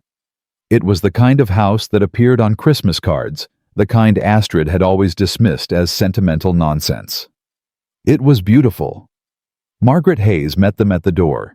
She was small, maybe 5'2", with Nathan's gray eyes and silver hair pulled back in a bun. She wore an apron that said, "I'm not bossy, I'm the boss." And she looked at Astrid with the kind of assessment that made billion-dollar investors seem tame. "So you're the woman my son can't stop talking about." Nathan turned red. "Mom." "Oh, hush, I'm just being honest." Margaret pulled Astrid into a hug that smelled like cinnamon and flour and something indefinably comforting. "Welcome, sweetheart. We're glad you're here." The house was warm and cluttered in the best way, photos covering every surface, Olivia's artwork on the refrigerator, a jigsaw puzzle half finished on the coffee table. It smelled like turkey and stuffing and pie, the universal scent of home. Astrid felt tears prick her eyes and blinked them back hard. "Can I help with anything?" she asked. Margaret looked delighted. "Can you mash potatoes?" "I've never actually mashed a potato." The silence that followed was profound. Nathan and his mother exchanged a look that contained entire conversations. "Well then," Margaret said finally, "today you learn. Nathan, get this girl an apron." For the next 2 hours, Astrid learned to mash potatoes, and make gravy, and set a table with mismatched plates that Margaret had collected over 40 years. She learned that Margaret had been a nurse before she retired, that she'd raised Nathan alone after his father died in a factory accident when Nathan was 12. She learned that Sarah, Nathan's late wife, had been Margaret's best friend's daughter, that they'd grown up together, that Margaret had loved Sarah like her own child. "Losing her nearly destroyed my boy." Margaret said quietly while they were alone in the kitchen, Nathan outside with Olivia checking on the turkey in the smoker. He loved her so much. They had this beautiful life planned, more kids, a bigger house, growing old together. And then cancer just took it all away. Astrid's hands stilled in the potatoes. How did he survive it? Olivia, that little girl, was the only thing that kept him breathing some days. He'd put her to bed and then I'd hear him crying through the walls. Margaret's eyes were wet. But every morning he'd get up and make her breakfast and smile and tell her stories about her mama. He chose to keep going, for her. He's the strongest person I've ever met. Margaret studied her. You love him. It wasn't a question. Astrid opened her mouth to deny it, to deflect, to hide behind corporate speak and professional boundaries. Instead she said, I don't know. Maybe. I don't know what love is supposed to feel like. I've never let myself feel it. Does he make you want to be better? Every single day. Does thinking about him make you smile even when you're alone? Astrid thought about the emails, the phone calls, the way her whole body had relaxed when she saw him at Olivia's school. Yes. Then you love him, sweetheart. The rest is just details. Margaret handed her the potato masher. Now finish these up. We eat at 1 and my son gets cranky when he's hungry. Dinner was chaos in the best possible way. The table was too small. The chairs didn't match. Olivia insisted on sitting between Astrid and Nathan, and the blessing Margaret said before the meal was so long the turkey started getting cold. But it was perfect. More perfect than any Michelin-starred restaurant Astrid had ever been to. They ate until they were uncomfortable, told stories, laughed at Olivia's knock-knock jokes, even though none of them made sense. Margaret brought out photo albums, baby Nathan in a bathtub, teenage Nathan in his football uniform, Nathan and Sarah on their wedding day, looking so young and hopeful, it broke Astrid's heart. That was the happiest day of my life, Nathan said quietly, touching the photo. Until Olivia was born. Then I had 2 happiest days. Olivia leaned against him. What about when we went to Disney World? Okay, 3 happiest days. What about when I lost my first tooth? 4. What about when every day with you is the happiest day, baby girl? How's that? Olivia beamed. Better. After dinner, while Margaret and Nathan did dishes, they refused to let Astrid help, said she'd done enough. Olivia dragged Astrid to her room. It was small painted lavender, covered in posters of airplanes and astronauts and Amelia Earhart. This is where I keep all my important stuff, Olivia said seriously, opening a box under her bed. Inside were treasures that only made sense to a 7-year-old. Rocks she'd collected, a bird feather ticket stubs from movies, drawings, a pressed flower. And in the very bottom, wrapped in tissue paper, a photo of a beautiful woman with dark hair and Olivia's eyes. That's my mama, Olivia said. Daddy says she's in heaven, but she's always watching me. Astrid knelt down, looking at Sarah Hayes. She was laughing in the photo, her hand on her pregnant belly, joy radiating from her like light. She was beautiful. Daddy says I look like her, but I got his nose, which is good because Mama's nose was too small. Olivia touched the photo gently. I don't remember her much. Just feelings, you know, like warmth and singing. Daddy says that's okay, that love doesn't need memories. Astrid's throat closed up. Your daddy is very smart. I know. Olivia carefully rewrapped the photo, put it back in the box. Then she looked at Astrid with those impossibly wise brown eyes. Do you like my daddy? Very much. Like him, or friend like him? Astrid sat back on her heels. She could lie, could deflect, could say something safe and adult and meaningless. Instead, she said, I think maybe like him. Is that okay with you? Olivia considered this with the seriousness of a Supreme Court justice. Will you be nice to him? Some of the ladies at his work aren't nice. They just want to marry him because he's a hero. I'll be very nice to him, I promise. And will you play with me sometimes? Not just talk to Daddy. I would love to play with you. Okay then. Olivia stuck out her pinky. Pinky promise. Astrid linked her pinky with Olivia's. Pinky promise. They sealed it with a shake, and just like that, Astrid had been vetted and approved by the most important person in Nathan's life. When they came back downstairs, Nathan was on the porch, coffee in hand, staring out at the darkening sky. Astrid joined him, wrapping her arms around herself against the cold. Olivia show you her treasure box? She did, and she asked if I like you. Nathan choked on his coffee. Oh God. What did you say? I said yes.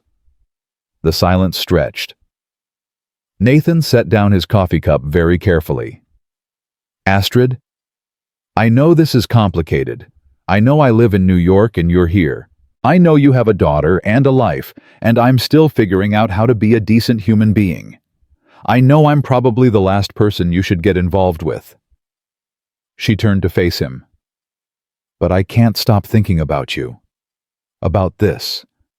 About the possibility that maybe I could have something real for once in my life. Nathan's eyes were soft in the porch light. You scare the hell out of me. I scare myself. You're this brilliant, powerful woman who could have anyone. Why would you want a broke flight instructor with a kid and a dead-end job? Because you're real. Because you're good. Because when I'm with you, I remember what it feels like to be human. Astrid stepped closer. And you're not broke or dead-end. You're rich in all the ways that matter. That's a very nice sentiment. Doesn't pay the bills, though. I'm not asking you to need me financially, Nathan. I'm asking if maybe you could need me in other ways. If maybe we could figure this out together. Nathan looked at her for a long moment. Then he said, Sarah made me promise before she died. Promise that I'd be happy again. That I'd find love again. That I wouldn't spend the rest of my life mourning her. His voice cracked. I didn't think I could. Didn't think I wanted to. Didn't think anyone could ever.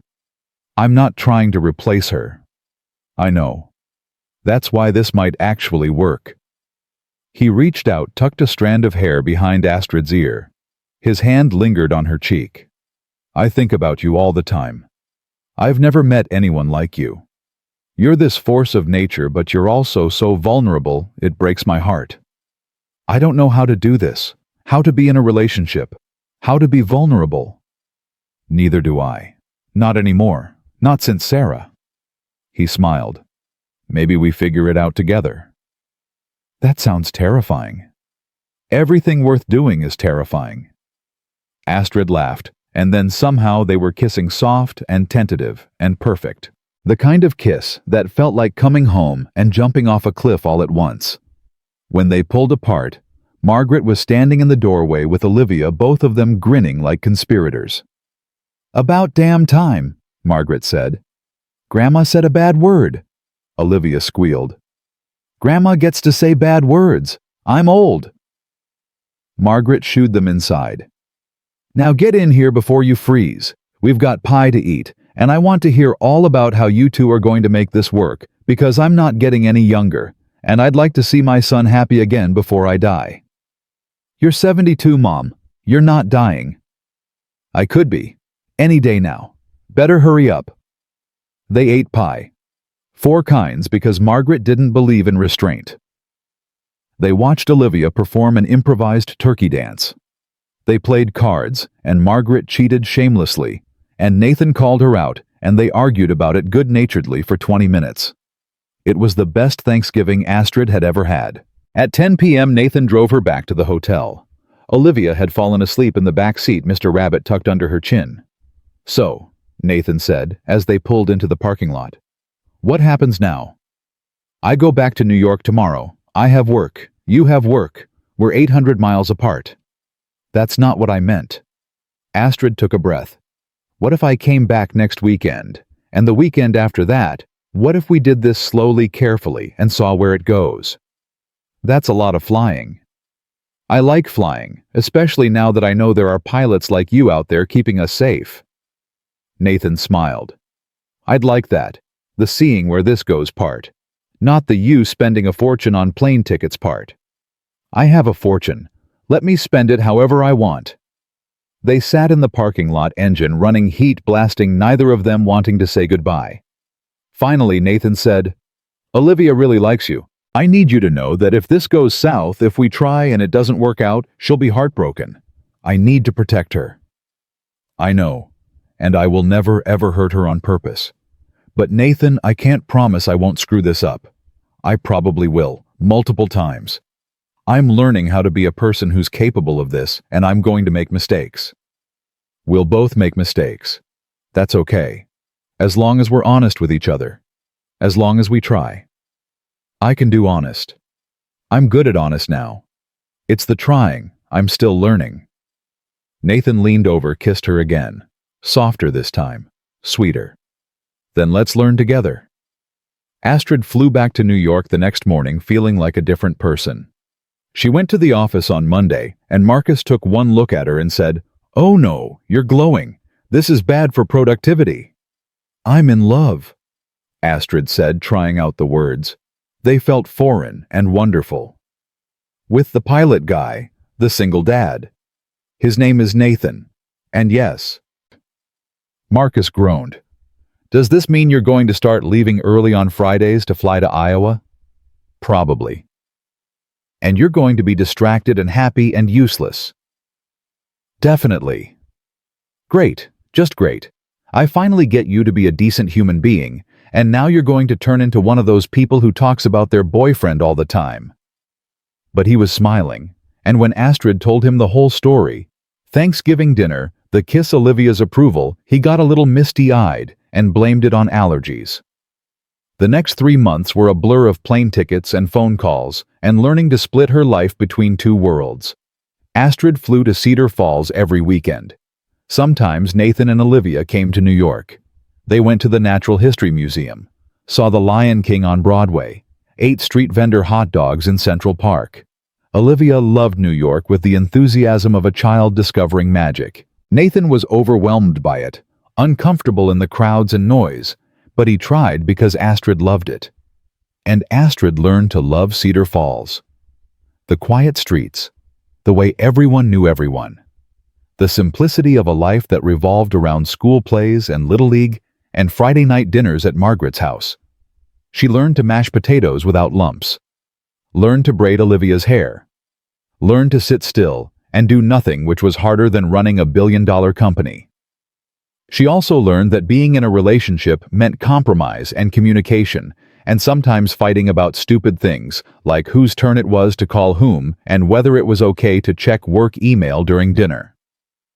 Their first real fight happened in February. Astrid had promised to come to Olivia's Valentine's Day party at school, but got stuck in an emergency board meeting. She called Nathan 2 hours late, frantic with apologies. "You promised her," Nathan said, and his voice was cold in a way she'd never heard before. I know, and I'm so sorry. The meeting ran over and I couldn't get away." "You could have gotten away. You chose not to." That stung because it was true. She could have walked out. She could have prioritized Olivia over the board. But old habits died hard, and when crisis called, Astrid still answered. "You're right," she said quietly. "I screwed up. Let me talk to Olivia. Let me apologize." She cried for 20 minutes. "She made you a Valentine and everything, a special one." Astrid's heart shattered. "Nathan, I'm so sorry. I'll make it up to her. This is what I was afraid of. That you'd get bored with us. That the novelty would wear off and you'd go back to being CEO Astrid, who doesn't have time for little girls and small-town life. That's not fair. Isn't it? You've got 1 foot in this relationship and 1 foot still in your old life. At some point you have to choose. I have chosen. I'm here, aren't I? I'm flying to Iowa every weekend. I'm learning to braid hair and make casseroles and sit through children's movies. I'm trying. Trying isn't enough when a 7-year-old is involved. She needs consistency, reliability, not someone who shows up when it's convenient." The words hit like fists. "You think I'm doing this because it's convenient. You think any of this is easy for me. I think you're used to controlling everything, and you can't control this. You can't schedule love around board meetings. Astrid was crying now, standing in her Manhattan office at midnight, phone pressed to her ear, realizing that she was about to lose the best thing that had ever happened to her. "Please," she whispered. "Please don't give up on me. I'll do better. I promise. Let me talk to Olivia. Let me make this right." Nathan was quiet for a long time. Then, "Okay, but Astrid, if you promise her something, you have to follow through. She's already lost one parent. She can't handle being disappointed by another person she's starting to love." "I understand. I do. I won't let her down again." She spent the next hour on FaceTime with Olivia, apologizing, explaining, promising to come next weekend with something special. Olivia forgave her with the easy grace of children, but Astrid could see the hurt lingering in her eyes. That night, Astrid made a decision. She called an emergency board meeting for the following week. Walked in with a proposal that made Marcus go pale. She was stepping down as CEO. Not leaving the company, but transitioning to board chair, a role with authority, but fewer day-to-day demands. She'd already identified her replacement, Richard Chen, her CFO, who'd been quietly implementing her new ethical framework with even more passion than she had.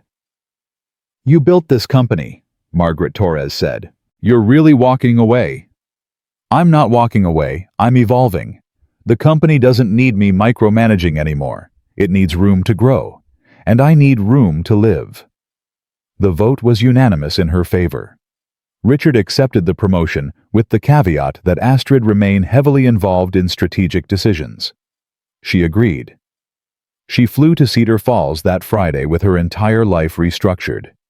Showed up at Nathan's door at 7 a.m. with coffee and apology donuts. He opened the door in pajama pants and a t-shirt, hair sticking up, looking adorably confused. "Astrid, what are you? It's Friday morning. Don't you have work?" "Not anymore. I mean, I do, but not like before. I stepped down as CEO. I'm board chair now. It's still important, but it's not every single day demanding." She thrust the donuts at him. "Also, I'm sorry. About everything. About missing the party. About having one foot out the door. About not being all in." Nathan took the donuts, set them down, and pulled her into the house. "You stepped down as CEO. It was time. Past time. The company will be fine. Better than fine. Richard is brilliant. But I couldn't keep splitting myself in half. And I don't want to. I want to be here. With you. With Olivia. Building something real. Astrid, you didn't have to do that for us. I did it for me too. For the person I want to be." She cupped his face in her hands. "I love you, Nathan Hayes. I'm in love with you. And I want to figure out how to make this work for real. All in. No more half measures." Nathan's eyes were wet. "I love you too. God, I love you so much it terrifies me." "Good. We can be terrified together." They kissed in his tiny living room as the sun came up over Cedar Falls, and it felt like a beginning. Olivia found them 10 minutes later still kissing, and made exaggerated gagging noises. "Grown-ups are so weird." "Come here, you," Astrid said, pulling her into the hug. "I owe you approximately 1 million apologies and one very special Valentine." "Can it be a pony?" "Olivia," Nathan started. "Absolutely not a pony," Astrid said. "But maybe something pony adjacent. We'll negotiate." They spent the day together, all three of them. Ate donuts for breakfast. Went to the park even though it was freezing. Built a snowman that looked more like a snow blob. Came home and made hot chocolate and watched Frozen for what Olivia claimed was the first time, but was definitely the 40th. That night, after Olivia was asleep, Nathan and Astrid sat on the couch, her head on his shoulder, his arm around her waist. "So what does this mean?" Nathan asked. "You're going to live in New York and come here on weekends." "For now. Eventually." Astrid took a breath. "Eventually I'd like to move here. If that's something you'd want. I can work remotely for the most part. And Cedar Falls could use some economic development. I've been thinking about opening a satellite office, creating jobs, investing in the community. Nathan pulled back to look at her. You'd really leave New York for us. For me. For the life I want. You and Olivia are part of that life, the biggest part. But this isn't a sacrifice. It's a choice. The best choice I've ever made. What about your penthouse? Your company? Your whole world there? My whole world is wherever you and Olivia are. Everything else is just real estate and business. She smiled. Besides, Margaret already told me she's teaching me to garden in the spring. I can't disappoint her. Nathan laughed. My mother has adopted you completely. She likes you better than she likes me now. I'm very likable. It's my new thing.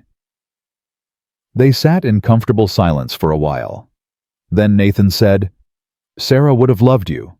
She always said I needed someone who'd challenge me, someone strong and smart and stubborn. I wish I could have met her. Me too. She'd probably have some wisdom about all this, about moving forward, about it being okay to love again. Nathan's voice was rough. I feel guilty sometimes. Like I'm betraying her memory by being happy with you. Astrid turned to face him. You're not betraying her. You're honoring her. She wanted you to be happy, to love again. She told you that. I know. Doesn't make the guilt go away. Then we'll carry it together. I'll help you. That's what people who love each other do, right? They carry the hard stuff together. You're getting good at this relationship thing.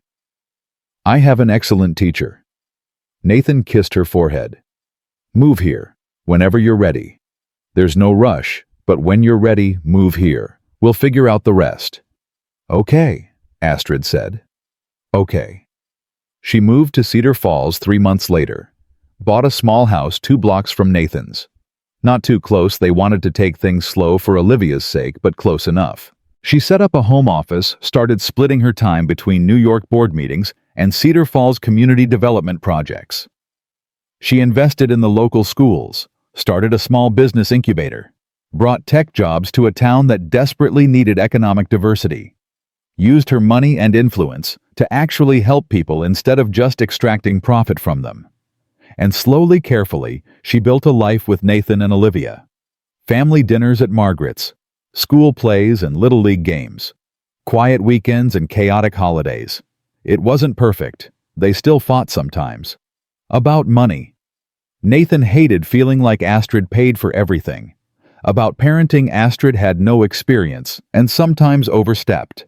About the future, what it looked like when they'd know they were ready for more. But they worked through it. Together, with honesty and compromise and the kind of love that grows deeper when it's tested. 1 year after the emergency landing in Shannon, Astrid stood in Nathan's backyard watching Olivia play on the swing set. She'd installed a birthday present that Nathan had initially refused until Olivia's pleading wore him down. You spoil her, Nathan said, sliding an arm around her waist.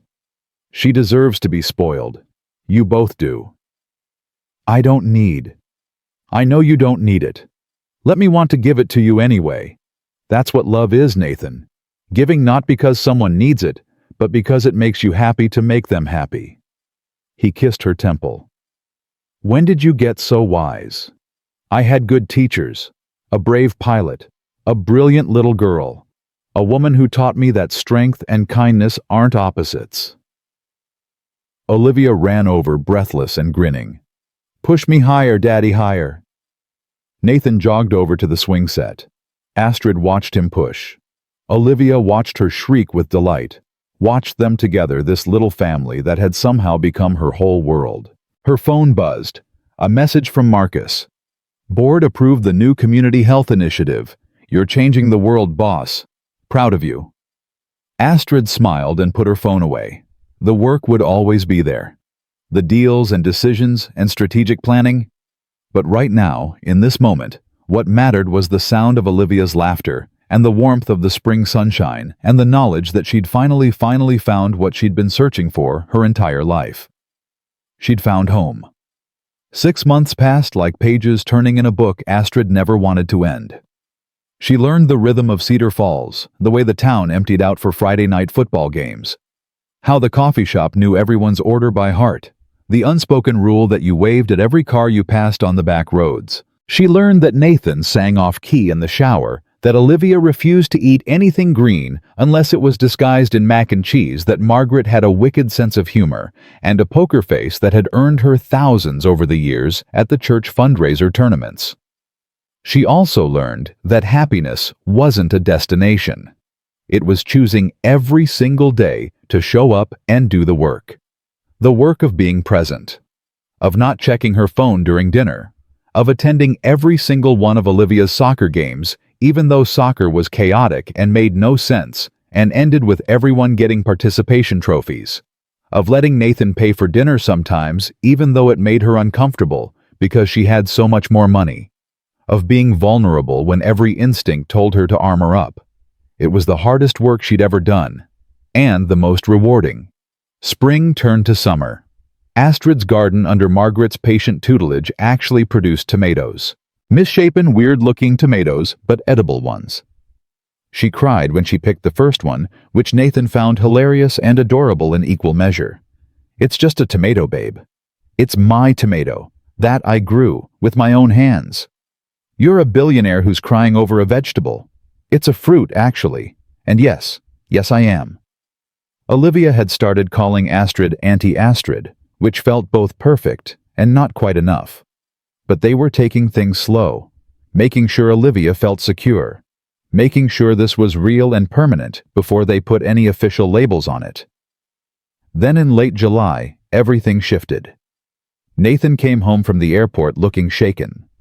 Not scared, Astrid had learned to read his fear, and this wasn't it. This was something else.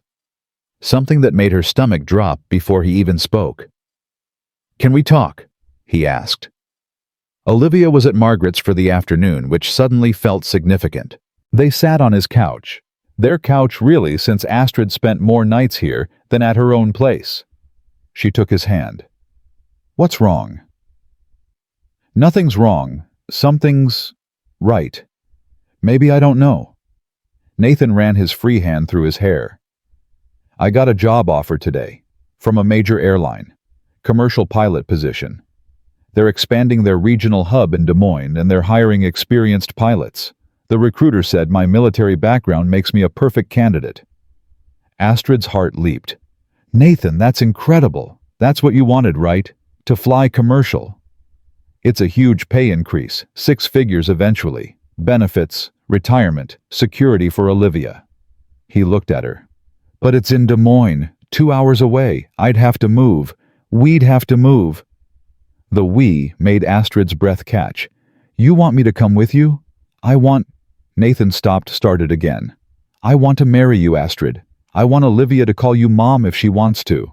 I want us to be a real family. But I need to know if you're ready for that. If Des Moines isn't too small town for you. If giving up even more of your New York life is something you can actually do." Astrid stared at him. Marriage. The word hung between them like a dare. "Did you just propose to me?" Nathan's face went red.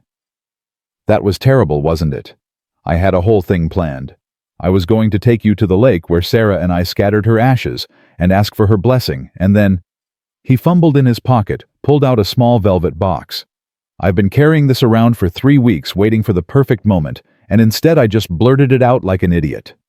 He opened the box. Inside was a ring, simple, elegant, a sapphire surrounded by small diamonds.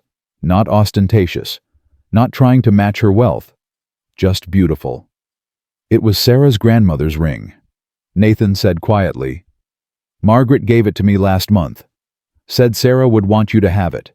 Said Sarah would love that I'd found you, that we'd found each other." His voice cracked. "I know it's not what you're used to. I know you could buy yourself a diamond the size of a golf ball. But this ring has history, has love, has—" Astrid kissed him. Hard, desperate. Tasting salt from tears, she didn't realize she was crying. When they broke apart, she said, "Yes. Yes to Des Moines. Yes to marriage. Yes to being Olivia's mom if she'll have me. Yes to all of it." Nathan's hands were shaking as he slipped the ring on her finger. It fit perfectly, like it had been waiting for her all along. "I love you," he whispered. "I love you so much." "I love you too. And Nathan, this ring is worth more than any diamond, because you're right, it has love. That makes it priceless." They sat there holding each other, crying and laughing until Nathan's phone rang. Margaret wondering if they were coming to pick up Olivia, or if she should feed her dinner. "We're coming," Nathan said. "And Mom, we have news." They told Olivia together, kneeling down to her level in Margaret's living room, while the older woman watched with tears streaming down her face. "Livy, you know how much Auntie Astrid loves us," Nathan started. Olivia nodded seriously. "A whole lot." "Well, we were thinking, what if Auntie Astrid became part of our family officially? What if we all lived together and she married Daddy?" Olivia's eyes went wide. "Like a real family, with a mom." Astrid's throat was so tight she could barely speak. "Only if you want that, sweetheart. You can keep calling me Auntie Astrid, or just Astrid, or nothing at all. Whatever feels right to you." Olivia looked between them. Then she threw herself at Astrid, wrapping her arms around her neck. "Can I call you Mom?" Astrid broke, just completely shattered into tears. "You can call me whatever you want, baby. I would be so honored to be your mom." "Okay, then you're my mom now, my real mom." Olivia pulled back, her own eyes wet. "But I still love my other mom too, the one in heaven. Is that okay?" Nathan scooped them both into his arms. "That's more than okay. Your mama in heaven would be so happy that you have someone who loves you as much as Astrid does.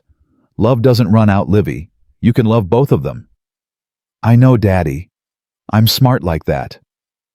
Margaret was sobbing openly now. "Sarah's looking down on this and smiling. I know she is. My beautiful boy is happy again. My grandbaby has a mama who adores her. This is everything Sarah wanted." They celebrated with ice cream and terrible reality TV, and Olivia practicing writing Olivia Hayes Sterling in her notebook, trying out different combinations of their names. "Or you could be Olivia Sterling Hayes," Astrid suggested. "Or just Olivia Hayes," Nathan added. "You don't have to change anything, baby." "I want to be connected to both of you," Olivia announced. "So, Hayes Sterling. It sounds fancy." Later that night, after Olivia was asleep and Astrid was back at her place packing because there was no point in maintaining two houses now, Nathan called. "You still awake?" "Yeah. Too excited to sleep. I'm a fiancé. That's insane." "You're my fiancé. Even more insane." He paused. "Astrid, are you sure about Des Moines, about giving up the New York board meetings, about becoming a full-time stepmom?" "I'm not giving up anything. I'm gaining everything. And yes, I'm sure. More sure than I've ever been about anything." She looked at the ring on her finger, catching the lamplight. "When do we tell people?" "I already called Captain Collins. He cried. Said he knew something good would come from that emergency landing." "I should call Marcus, and my mom. Oh God, my mom is going to freak out." "Good freak out or bad freak out?" "Good. I think we've been rebuilding our relationship. She'll be happy. I'm happy." Astrid smiled. "She'll probably want to meet you before the wedding." "Wedding? We're having a wedding?" Nathan sounded dazed. "I haven't thought about any of that." "We'll figure it out. Together. That's what we do." They talked until 2 in the morning, making plans, dreaming about the future, occasionally just sitting in silence, because being together even over the phone was enough. The next week was a whirlwind. Astrid flew to New York for an emergency board meeting, not because there was an actual emergency, but because she needed to tell them in person that she was moving to Iowa permanently. Des Moines wasn't Cedar Falls, but it wasn't Manhattan either. Marcus took it better than she expected. "You're getting married, to the hot pilot. I'm invited, right? Obviously. You're probably going to be my man of honor if you'll do it. Are we wearing matching tuxedos or am I in a dress? Because I look amazing in a dress, but I draw the line at heels higher than 2 inches. Whatever you want to wear. It's going to be a small wedding. Very low-key. You're a billionaire marrying a hero pilot, and you're having a small wedding. Marcus looked scandalized. Absolutely not. I'm taking over. You'll thank me later. Before Astrid could protest, he was already making lists. And despite herself, she was grateful. Because planning a wedding while packing 2 houses and coordinating a move and starting a new job in Des Moines was more than she could handle alone. Her mother flew in 2 weeks later. Patricia Sterling Morrison, 63, remarried and retired, looked at Nathan and Olivia and cried for 10 straight minutes. "Mom, you're scaring them," Astrid said. "I'm just so happy. I never thought after everything, I never thought you'd let yourself have this." Patricia hugged Nathan fiercely. "You take care of my daughter." "Always," Nathan promised. "And you?" Patricia turned to Olivia, who was watching this strange weeping woman with wide eyes. "You are the most beautiful girl I've ever seen. Can I be your grandma? I know you have Grandma Margaret, but a girl can never have too many grandmas." Olivia considered this. "Do you make good cookies?" "The best cookies you've ever tasted." "Okay then, you can be Grandma Patricia." Just like that, Astrid's family expanded again, grew in ways she'd never imagined possible. The move to Des Moines happened in September. They found a house with a big backyard and good schools and enough space for all of them. Astrid set up a home office. Nathan started training for his new position. Olivia started 3rd grade and made friends immediately because she was fearless in the way only children who've been deeply loved can be. Margaret moved to an apartment nearby, not with them. She valued her independence, but close enough to babysit and garden and be part of their daily lives. The wedding was planned for December, right before Christmas. Marcus had taken over, completely insisting on a venue that wasn't too fancy, but wasn't courthouse-level basic either. They compromised on a small historic chapel in Cedar Falls, because that was where it all began, really, with a reception at the community center. "Very on-brand for you," Marcus said. "Billionaire CEO gets married in a town hall. I love it." The guest list was small. 50 people. Family, close friends, the single parents from the foundation. Captain Collins and his wife. Jessica, the flight attendant who'd comforted Olivia during the emergency. Dr. Reeves, who'd saved First Officer Miller's life. Even Gerald from the plane who'd sent a heartfelt apology letter months ago and had become an unlikely friend. 2 weeks before the wedding, Astrid woke up at 3 a.m. with a panic attack. Nathan found her on the bathroom floor, hyperventilating, tears streaming down her face. "I can't do this," she gasped. "I can't be a wife. I can't be a mom. I'm going to screw it up. I'm going to hurt you. I'm going to hurt Olivia. I don't know how to be what you need." Nathan sat down beside her, pulled her into his lap. "Breathe with me. In for 4, hold for 4, out for 4. Come on, you've got this." They breathed together until her heart rate slowed, until the panic receded enough for her to think. "Where's this coming from?" Nathan asked gently. "I don't know. I'm terrified. What if I wake up one day and realize I've made a mistake? What if the novelty wears off and I miss my old life?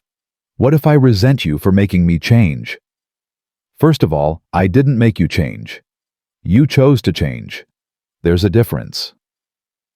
Nathan brushed her hair back from her sweaty face. "Second, of course you're terrified. Marriage is terrifying. Parenting is terrifying.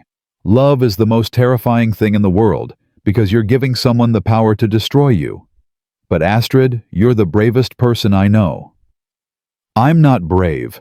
I'm a coward who's good at pretending." "You flew to Cedar Falls every weekend for months. You stepped down as CEO. You learned to garden even though you hate bugs. You opened your heart to a broken man and his grieving daughter. If that's not brave, I don't know what is." Astrid leaned into him. "What if I'm not enough?" "You're already more than enough. You're everything." He kissed her forehead. "And when you're not enough, because sometimes we all fall short, we'll figure it out together. That's what marriage is. Choosing each other even when it's hard. especially when it's hard. You're too good at this relationship thing. I've had practice, and I've learned that the secret is just showing up, being honest, doing the work. He smiled. Plus, my therapist is excellent. You should meet her. You're in therapy? Have been since Sarah died. Thought I mentioned it. Nathan shrugged. Grief therapy at first, then just regular therapy, because it turns out I have control issues and intimacy problems and a whole bunch of stuff to work through. Dr. Martinez is a saint for putting up with me. Astrid sat up straighter. You're in therapy, and you never told me. It never came up. Is that weird? It's the least weird thing ever. It's actually really healthy and mature, and now I feel like I should be in therapy too. You probably should be. We all should be. Mental health care is important. Nathan stood, pulled her up. Want to go back to bed? Or should we watch terrible TV until we pass out? TV. Definitely TV, and ice cream. I need ice cream. They ate ice cream at 3:30 in the morning and watched old episodes of The Office until the sun came up. And somehow, in the normalcy of it, the comfortable silence, the shared laughter, the way Nathan knew exactly which flavor she wanted, without asking, Astrid's panic faded. This was real. This was home. This was worth fighting for.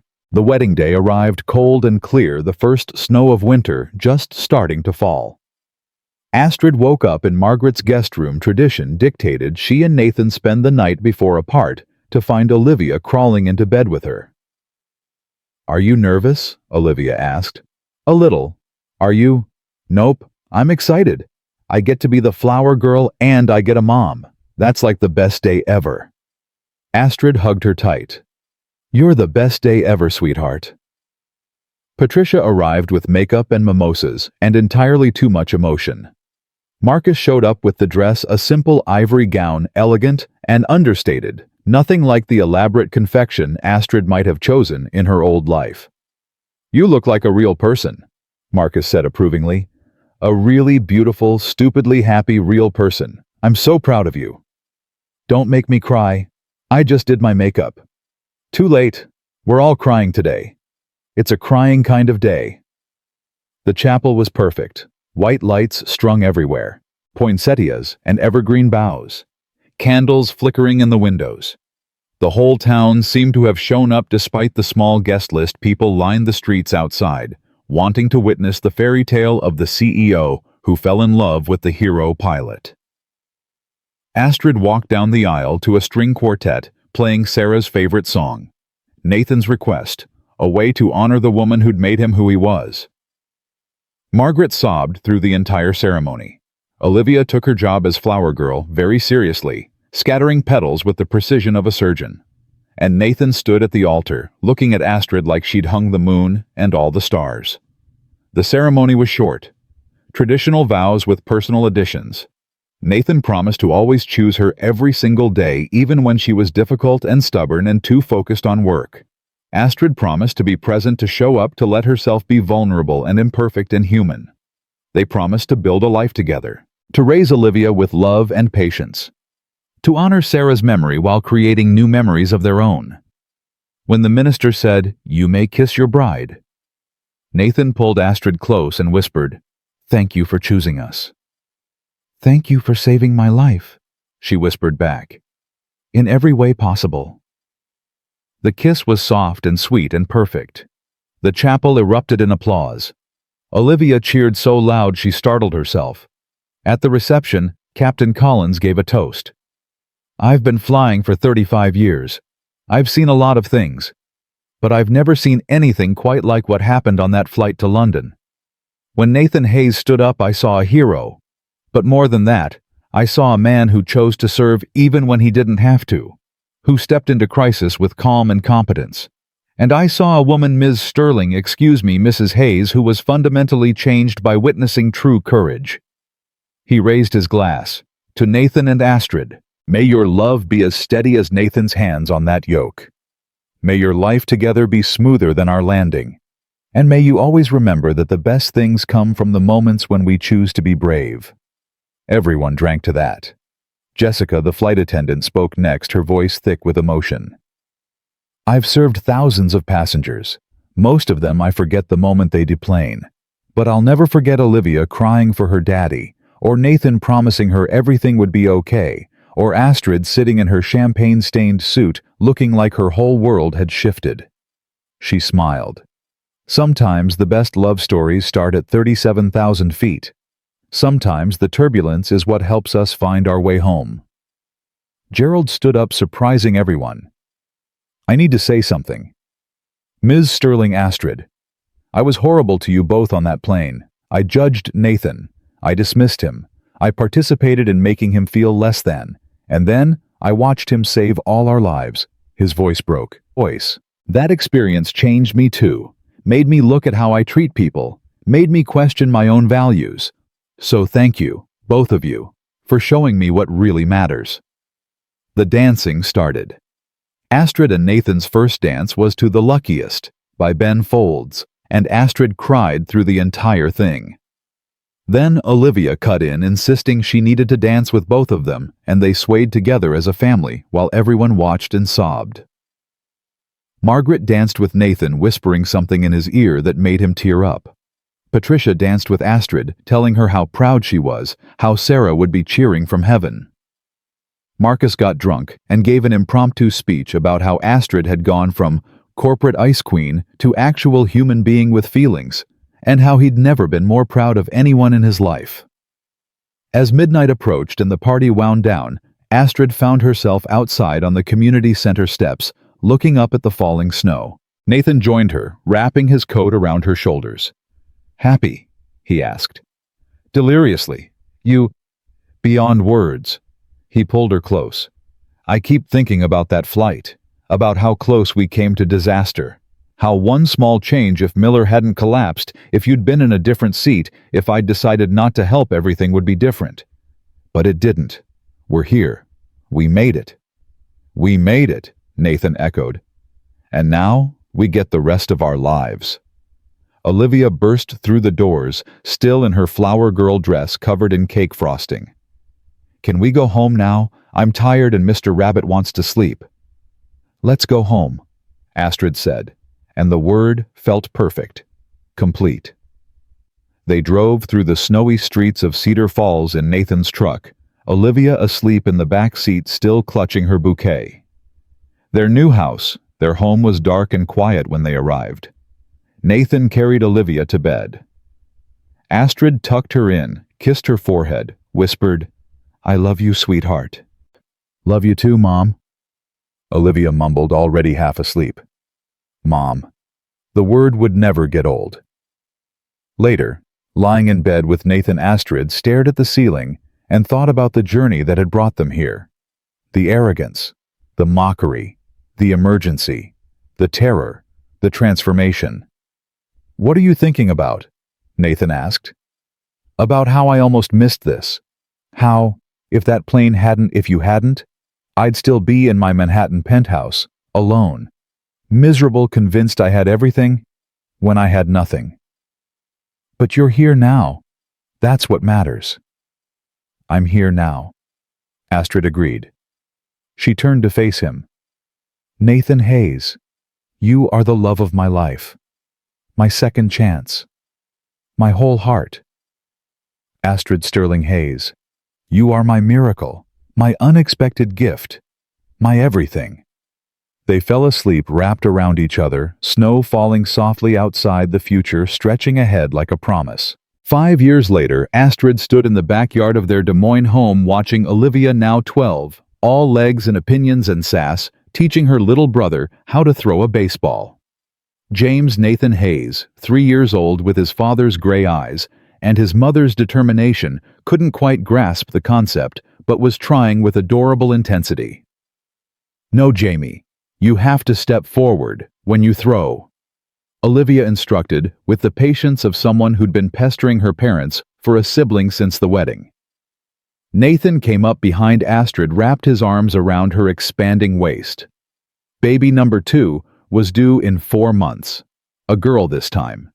They were naming her Sarah Margaret. Because some legacies deserve to be honored. Some love deserved to be remembered. "You okay?"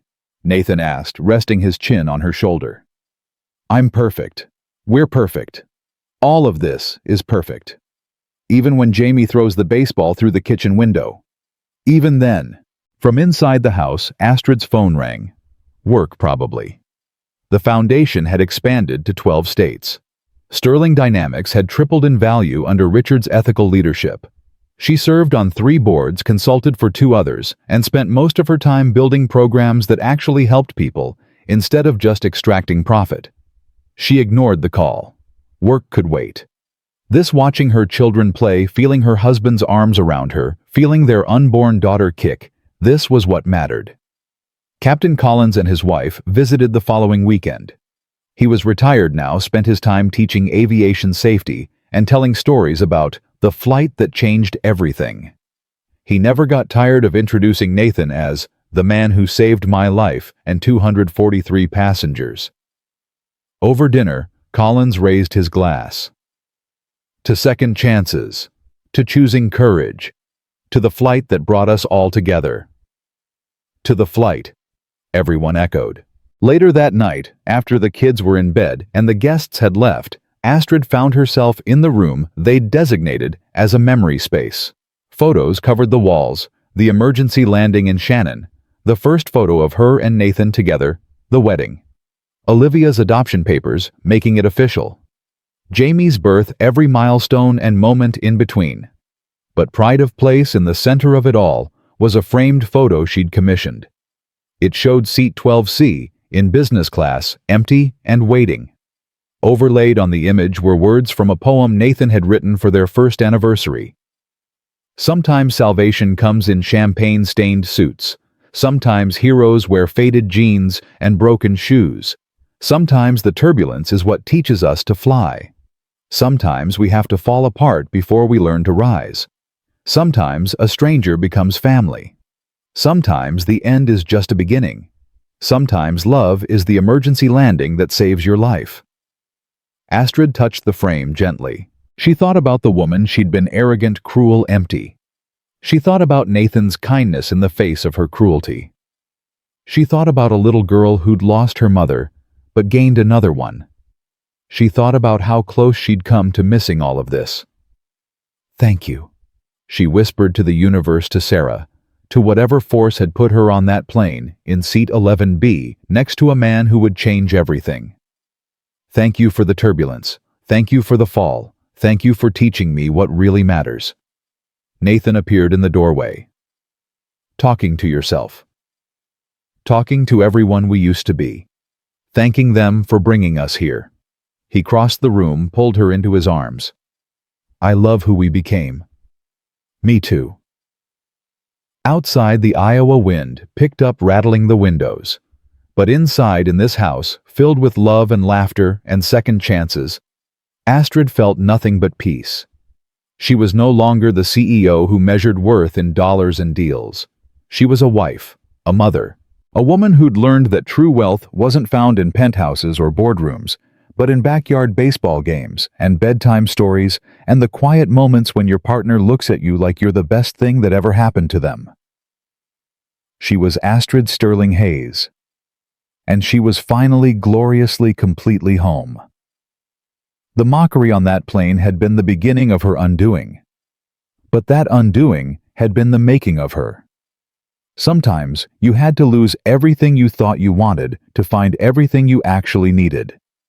And as she stood in Nathan's arms, their children asleep down the hall, their future unfolding before them like a gift, Astrid knew one thing for certain. She would choose this turbulence, this beautiful chaos, this imperfect, perfect life over everything she'd left behind. Every single time, without hesitation, without regret. Because this was what it meant to truly live. This was love. And it was worth every moment of the fall.